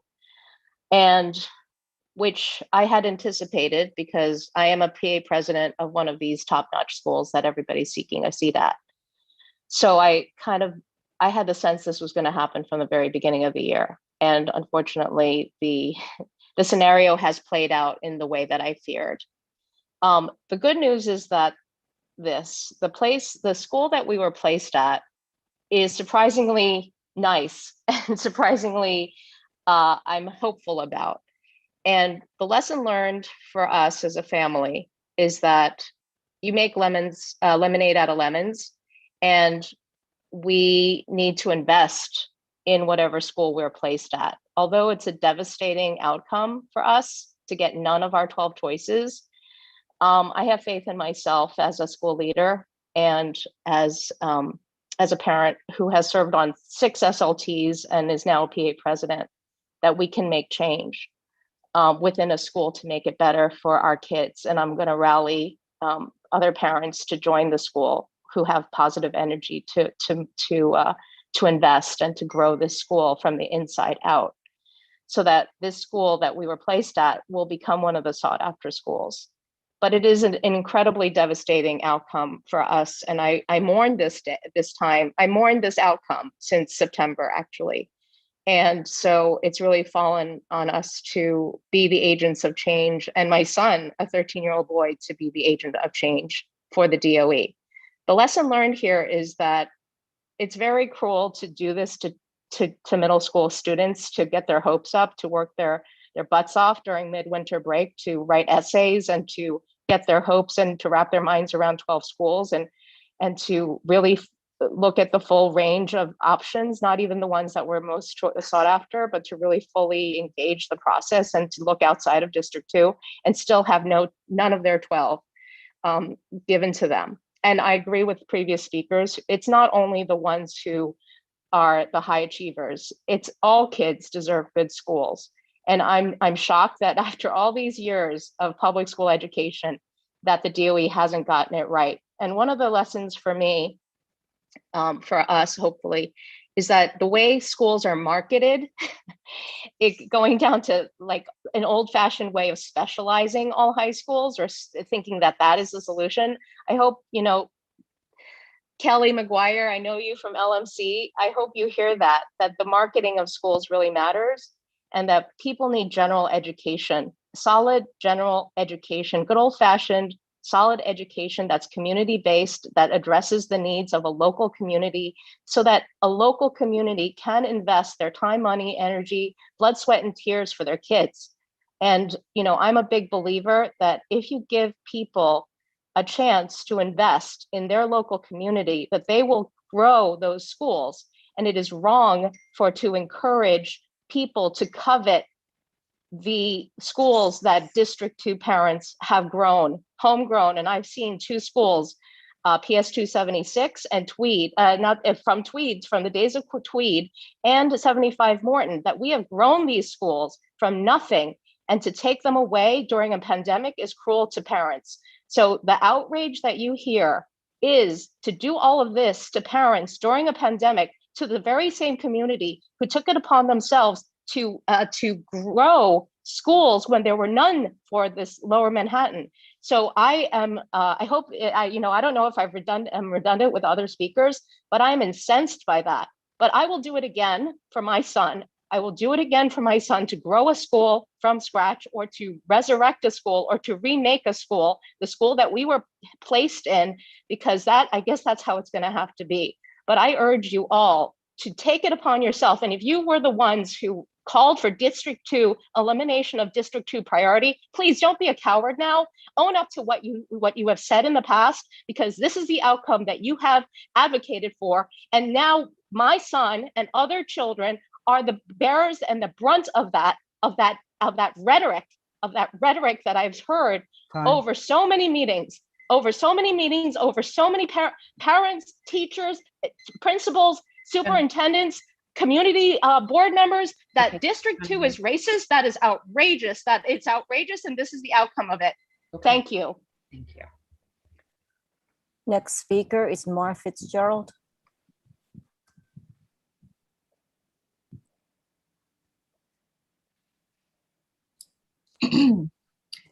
Hi. Wow. The last speaker, I don't know where she lives, but I've been, yeah.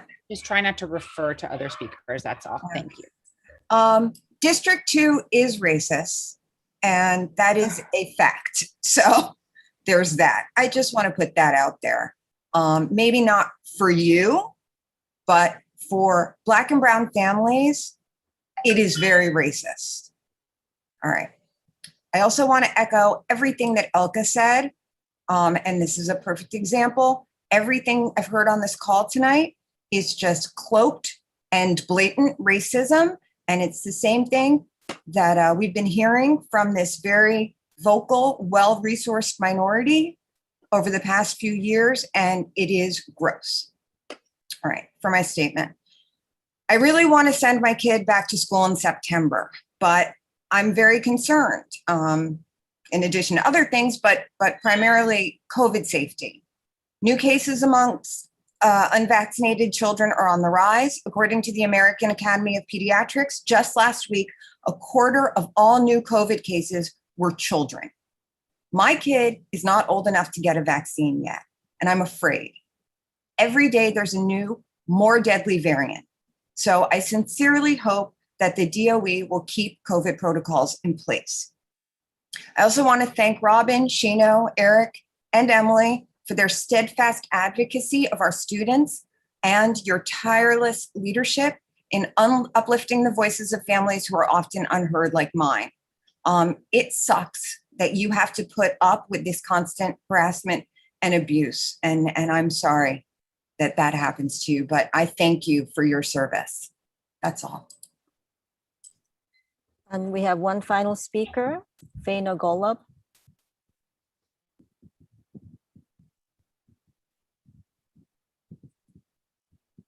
Faina, I think what you have to do is either *6 or *9. I'm pretty sure it's *6 to unmute your phone.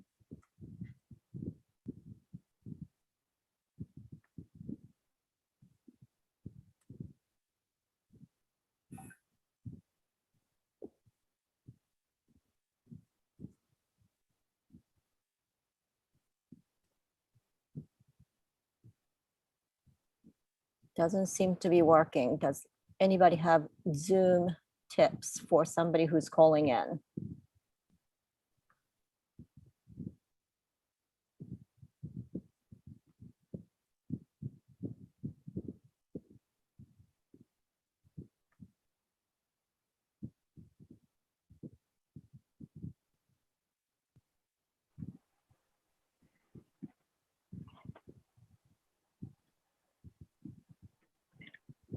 Faina, can you unmute yourself? Hello. Great.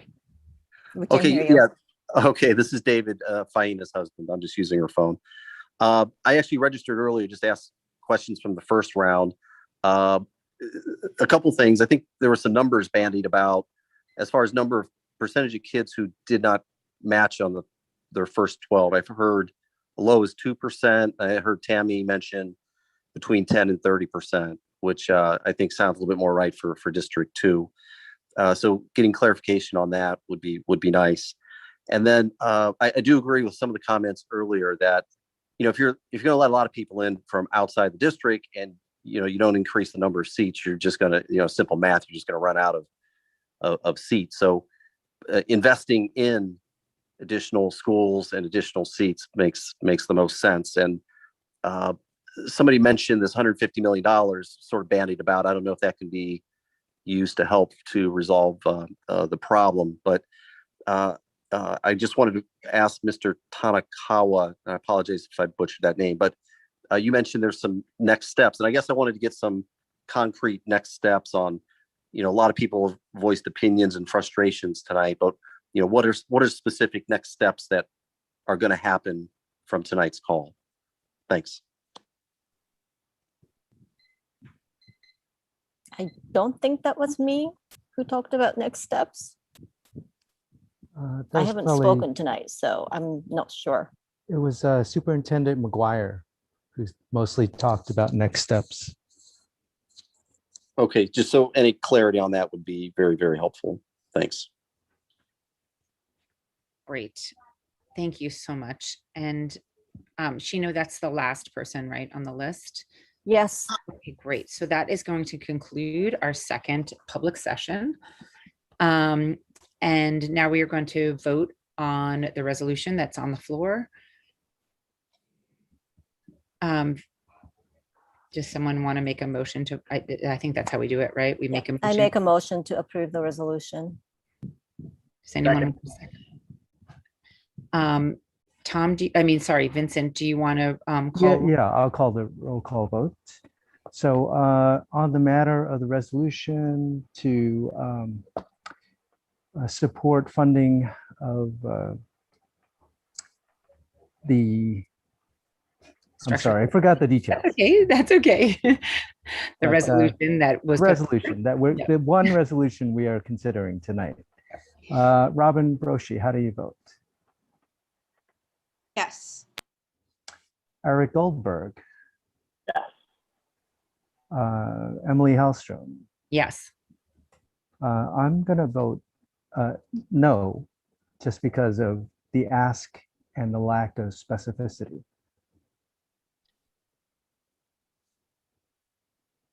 Edward is not here. Maud Marin, how do you vote?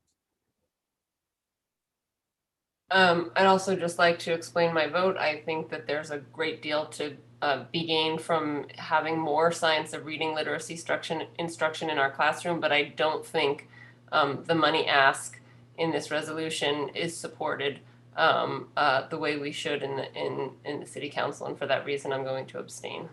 In this CEC. Okay, Benjamin Morden, how do you vote? I voted for the original one in the affirmative. For this one, which is just a financial budget, a financial resolution, I'm abstaining since I did not see any evidence of how to vote for it. Thank you. Ushma Neal, how do you vote? Abstain. Len Silverman, how do you vote? Abstain. Shino Tanakawa, how do you vote? Yes.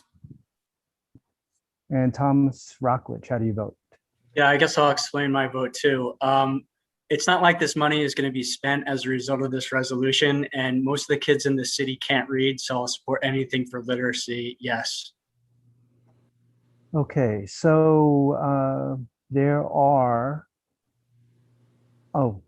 Katie Kaur, how do you vote? I'll abstain, but I'd prefer to be called Katerina, please. I'm sorry, Katerina Kaur. All right, so you abstain, great. So I'm tallying 5 yeses amongst the council members, 4 abstentions, and 1 no vote, and an abstention from the student member. And so. And you have 1 no vote, no non-vote. Non-vote from Ed Irizarry, who's not present. Right, so the resolution does not pass with a 5-4-1 total out of 10 votes, 10 member votes and 1 student vote. Okay, so that's the results of the vote on the resolution. Great, thanks so much. And moving on, we will go to the approval of minutes. I don't know, Vincent, if you put minutes forward. I submitted March minutes at the last meeting. I had not finalized the April or May minutes, but intend to get them all together for you guys to look at by the end of this week. And we can do something with that. You mentioned something about a June 18th meeting, although I don't know if that's a working meeting or your students with disability meeting. Yeah, that's a students with disability meeting. Okay. All right, well, I'll have the remainder of the minutes prepared to pass along. I do recall when we first started 2 years ago, there was a horde of minutes to be looked at and passed as a new council by the preceding council. Vincent, the new council in July can start off with the exciting work of passing the April, May, and June minutes. Right. So I think I did distribute the draft March minutes And if folks got a chance to look at that and have any comments, or if they want to approve those March minutes, we can go forward with that. Does anybody have any questions on those draft March minutes? I will admit I do not recall reading them. I don't either. I think, Vincent, maybe you could just send around what you have, at least so we could just take a look at it. And maybe that way we can, I mean, we can discuss this in the working business meeting. Why don't we just, does anybody, I make a motion to just discuss this in the working business meeting and finalize this meeting. Anybody second that? I second. Great. All in favor? Great. Okay, we'll move on from minutes and we will go to any new business. Does anybody have any new business?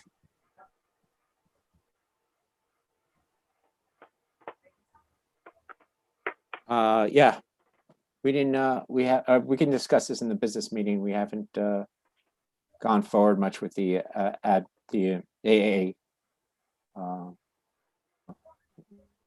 Yeah, that's in the business meeting, Ben. So we'll just table that for the business meeting. Okay. All right. Wait, let me just say the pandemic EBT is moving forward. People should be holding on to their PEBT cards from last year. If they can't find it, then they should be contacting the state office that issued the card. There will be a information session happening in mid-June. We will definitely blast out the flyer for that through our CECD2 constant contact, but I just wanted to make people aware that the new funding is rolling out soon. Gino, is there an expiration date on the original card? I mean, if you had a few bucks left on that. It's a long time. I think you have 1 year since you got the funding, which was, I can't remember when, but I think you still have a little more time. We use it. Please do use Motion it. to adjourn. Oh, I second. All in favor? Aye. Okay, we'll take a 5-minute break and we will come back at 10:07. Members of the public are welcome to come back, but there will not be any public speaking session. And in fact, we're not even going to record the break, but there will be a working business meeting. The agenda is on the website, and you're welcome to stay. There just won't be any public speaking. So thanks everybody for joining. I just paused the recording while we're on a break, so Yep. everyone should just remind me to restart it. Great. When Thank you. Thanks so much, guys. Thank you, everyone. Have a great night. Thank you, Oh Kelly. yeah, thanks, Kelly. That's right. Yes, no need to stay for the working business meeting. Thanks.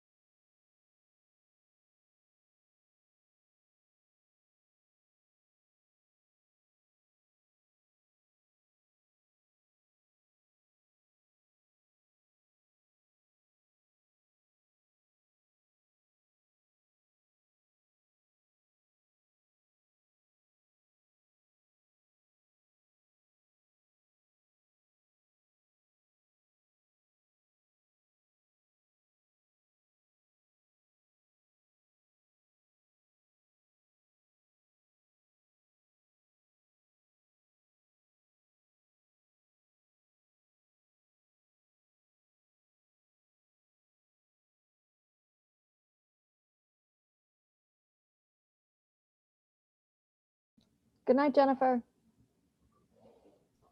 Good night, Ushma. How is everything? Good? About as It is good what as it can is. get. Everyone is healthy, so. That's we're all gonna do that good. matters, right? Honestly, all that matters. All right, you take care.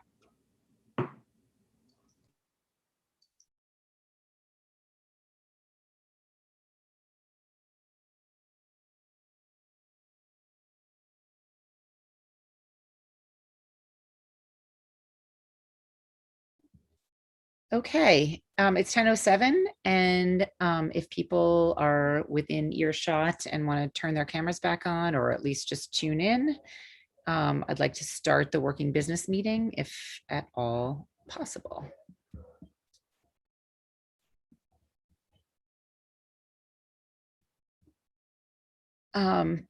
Vincent, are you around? Yes, I'm trying to figure out how to get back on without crashing my computer again. Okay. Well, Vincent, why don't you just keep your camera off? Yeah, you We don't know need to you're keep the here, camera so on, you exactly. don't need to have the camera on. As long as you can call roll. Okay.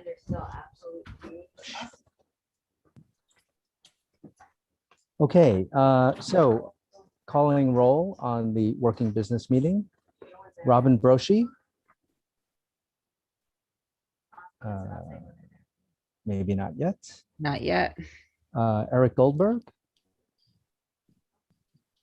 Oh boy, did I not give people enough break? Sorry. Not yet. Emily is here. Yep. I'm here. Edward is still not present. Maud Marin. Not yet. Ben Morden. Here. Ushma Neal. I'm here, and I see Robin just came back on. Okay. Len Silverman. Here. Shino Tanakawa. Here. Tom Rockledge. Here. And Eric is also here. I'm back. Okay. And Maud is not logged on. Oh, okay. So, all right. That's really funny. That like the boring part, not everyone shows up. Yeah. Well, I did miss a Oh, hey, working she business put her camera meeting. on tonight. Come on. After 2 months, 4 months, 6 months. I was going to say I missed the tail end of a meeting a couple of months ago because my computer crashed, just like it Yeah, did. we saw that. We saw that. earlier. It's I terrible. don't think anyone doubts your commitment, Vincent. And Vincent, I it's didn't also mean worth that noting snarky, that, I meant that very seriously. Vincent, it's also worth noting Katerina's here too. Oh, yes. We're Thank you. keeping her up late on a school night, so let's be kind.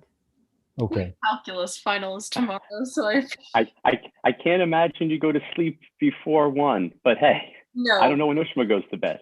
have a finals. Well, you should study. This is not worth your time, to be honest. Anything to procrastinate, Katerina. Anything to Yeah. procrastinate. Even a working business meeting. All right, I am calling it to order, and we've gotten roll, and now we are going to discuss the digital assets housekeeping. So essentially, our email addresses that go to CECD2.net are going to cease to exist on June 17th because the current account that's paying for it is a P card we do not have access to, so we can't renew it. So that goes, it's Google, but it's paid for through Wix. And Wix says, you know, we're trying to charge this account, we're unsuccessful. So a new credit card has to be put in, or it will get shut down on June 17th. And then the other bits, oh, and Zoom, I believe, is charging to my account, and I will not be taking any more charges on my credit card anymore. So it also, I think next week, unless a new credit card goes in, we won't have access to our premium Zoom services. Can I just ask, like, in terms of transition, whether it's none of us or all of us or some of us, like the passwords somewhere where like will people be able to get passwords and figure out how to access things? I mean, I know Well, apparently there won't even be a website, correct, Robin? I think there will be a website. I think all our email access will go down Wait, can you say that again? What date will that happen? next week. 17th. 17th. So Yeah. we will find out this Thursday what the results of the election are, correct? Correct. Yes. but somebody, somebody's got to at least preserve whatever. Well, one of the new members has to be willing to put all this on that person's credit card. And we have money in the budget for this year to reimburse Not that about person. whether we But can afford it. It's about taking responsibility for Yeah. it. Because as FACE can't support us with these expenses right now. and we've tried, we've been in touch with FACE. We've told them we don't have an AA, we don't have a P card, we can't pay for these things without putting a burden on a member, and we don't No, have a member with we're a credit talking card who can do about this. The email thing is over $1,000, and Zoom, I forgot, our Zoom monthly payments are in the 380 or something. yes, Yeah. high 300 range. So those are responsibilities that someone will have to take on. So that's the digital asset update. Can we agree that perhaps on Thursday, once we see if there is any member who is keeping going, that burden might fall to one of them if they are willing? So the people who are on this call, who I recall are running, are Len, Ben, Emily, and Robin. Is that correct? Yep. Of the four of you, are any of you willing to take this on Thursday afternoon after that has been announced? I think that's Well, none of us might presumptuous be for on any it. of us. Yeah, I mean, it might be none of us, so. If it's none of you, then yeah, we're in a different position. But if it is at least one of you, So you're talking about laying out funds to be reimbursed at a later date, right? Not contributing funds Correct. permanently. Correct.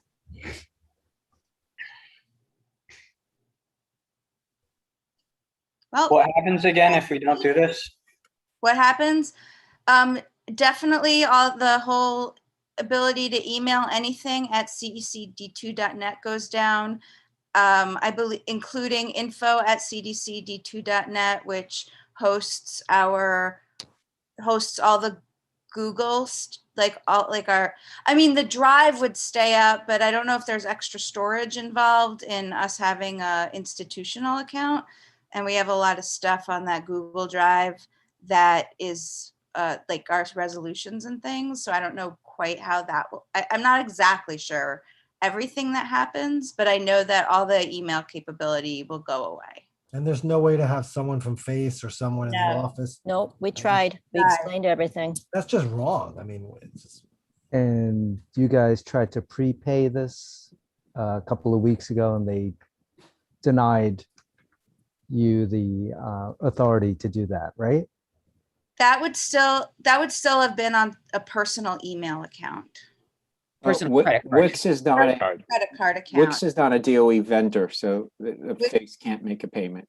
Right. And But also- unfortunately, we don't have a P card to use. Correct. So essentially, the P card from last year, they always expire in July. And then because of COVID, it took until very late for the new one to arrive. That's Dexter. And unfortunately, Yvette passed before she could update the P card information in a lot of these accounts. So it's charging from last year when she updated the P card. Well, excuse me, it's charging the P card from last year that she hadn't had a chance to update to the new P card for this year. Okay. I mean, it just sounds But like it wouldn't have mattered because when Yvette passed, her P card was canceled. So, Oh, well, then that too. yeah. But right now, I'm not blaming anybody, but it sounds like we might be leaving the next people, whoever he, she, they, us, them, or someone else is. Len, I hope so. I'm meeting with I'm speaking with Michelle tomorrow because I do worry that the money won't be left for the next. Well, anyway, that's the update on that. That's all. Wait, what do you mean, Ben? The money won't be left? It's if you don't use it, you lose it. So Correct. Right. Yeah. It's a matter of finding somebody who's willing to put it on the credit card. Yeah. And then you put in a reimbursement request by the deadline. Yeah. How long does it take for the reimbursement to come through? Not too long, actually. A month? Yeah. But there is a deadline for submitting the receipt. I'll ask Into that the- tomorrow, Len. I'm not volunteering. I'm just curious. You're voluntolding. I don't have a huge, I don't have a lot of cushion there, surprisingly. Well, no one is obligated to talk, I mean, like, even if we all had $1 jillion, we're not obligated to take on this responsibility. So it's not, but yeah. It's kind of presumptuous until, Thursday anyway, so. So we can regroup, but yep. But we can't really regroup, right? Because this is the last meeting. We can So regroup via email, I guess. If there is one. Until the 17th. Until the 17th. And so remember, it's also Zoom. So like Emily, I don't know that you'd be able to host the meeting on the 17th. Okay. On Zoom. Well, I can do my own Zoom. I'll just do my own Zoom. Okay. And there was a request to host an elementary school graduation that I think theoretically is not a problem, but in practice, if the Zoom's not renewed, it won't be something that is available. We didn't I will prepay get- the Zoom? What? We didn't prepay the Zoom? I thought we prepaid the Zoom. No? Zoom is monthly. I will get in touch with that school and try and help Or them is it figure out another. DOE Zoom that we have access to that we had chosen not to use. Did Ed Rosari have any view on this? Like view of how he's on, not. on how to I mean, maintain the email? No. what? I mean, why would he? He's the president. Yeah. So, Take but an that obligation. does have to do with any. Like, this is what we're going to pick up. I'm asking if you had a view on this. Come on. No, he has no. Then you're just being prickly. Well, we got to solve this, or else you Right. So fine. So, but I mean, you're just So like solve bringing it, up then. Ed in this very like. You're obviously just trying to make a dig on Ed when none No, of I'm asking if you had a view on it. That's all I asked. If you want to take it above that, then take it above that. But that it's kind of a shitty situation. That the DOE leaves us this way, and that multiple members of the council haven't cared enough to learn how any of this works, so that they can run with it and be redundancy. So what does that mean? Be redundant. All right, guys, let's go home. Okay, so here's the Wait, deal. in the meantime, if you want to keep whatever you have, then do Google Takeout before the 17th. Okay, good to And will know. anybody else be able to have access to it? In other words, like, I'm not saying there's any personal emails there, but will people be able to access our I emails don't after? believe anyone has access to the individual emails in the accounts. I think what can happen I know what could happen is that all the content in your personal drive could be you can archive it and download it and have it local on your computer. I say we put Katerina in charge. Can you skip your test tomorrow? Katerina, just a few more things we need you to handle, The okay? good news is that it doesn't matter for me because my college won't take the credit. So it really doesn't matter if I fail. Well, we'll all vouch for you, Okay, so I think that seeing nobody stepping forward to plunk their credit card down, I am going to move on. Like, I think there's no resolution to this. And so unless the DOE comes in to save it, I think we should all assume that all of the emails will run dry and there won't be a Zoom. So Well, it's why don't we agree to meet like, informally next week, like next Tuesday? I mean, just before the Well, Because thanks. I'm busy Tuesday. well, Well, you're after you optimistic, find Eric. out who is elected in 2 days, the Then situation may change. Yeah, exactly. I find it preferable to lose all my emails, to be quite honest. So You can hit the delete button. Bob. That's a very good point, Tom. Very good point. Okay. Can't be foiled if it's gone. Any Wait, other one more thing, Katrina, if you ever need a recommendation letter for anything, let us know and we'll be happy to write one for you for whatever purpose. Get personal emails though. We've done that for our student members in the past, so don't hesitate to reach out to any one of us. And if you don't have our personal emails for whatever reason, Kelly knows how to get, yeah. Kelly McGuire has an email address that it's actually paid for by the DOE and not by After the 17th, you'll never be able to get in touch with us ever again. Well, thank All you right. for having me for these past 4 months. Thank you for having us. Yeah. Always interesting. Okay, so I don't believe there's any other part. If there's new business. What about the AA? Return. Oh wait, What about the AA search? Yeah, Ben said that he didn't do anything on it. So No, I didn't say that. I thought you just said in the other meeting. Did you want to bring it No, up? I said it. I look. Shino looked at a whole bunch of resumes. I looked at a whole bunch too. I updated your spreadsheet. We have to meet with some of these parents. Great. It'll be up to the next I mean, some of the applicants. I didn't know if you had gone forward, Ben, and just like called anybody or like taken the next step, or if anybody did. I don't know. I guess we'll just leave that to the next parents. Or did you bring it up at the last meeting to say something more specific than that? Or I didn't follow. I don't follow your question. so I know that you brought it up at the last meeting. Was it just to say what are we going to do, or did you have something to report on it specifically that you had done? No, I was hoping that Shino and Robin and I are on the I don't know, it's not in a committee, but have looked at the resumes, and we're supposed to take it from there. I don't know. Do you want to? Are we going to co-meet with some of these applicants, Shino and Robin, or yes or no? What are your views? We have very little time. Can I ask, like, where, like, if someone sends you a resume, like, where is it coming into? Is it coming into the office? Is it going into? No, it goes into central DOE. And with the spreadsheet that you're talking about, Ben, like, where is it? It's on Google Drive. I would share it with you if you want. I just want to just make sure that, Michelle has access to the list of the resumes and the letters.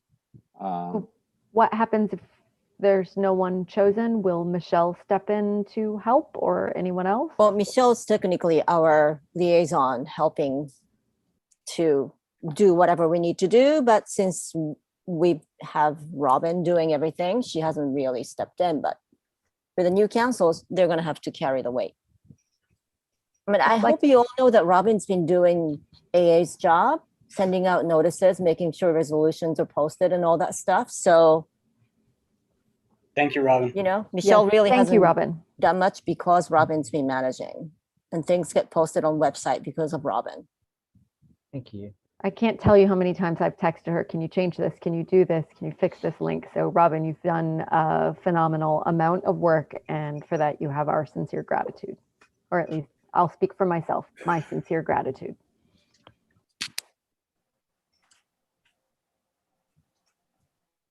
Mine too. Yeah, sorry, I got in trouble for speaking for everybody else before, so I'm just going to keep it to myself.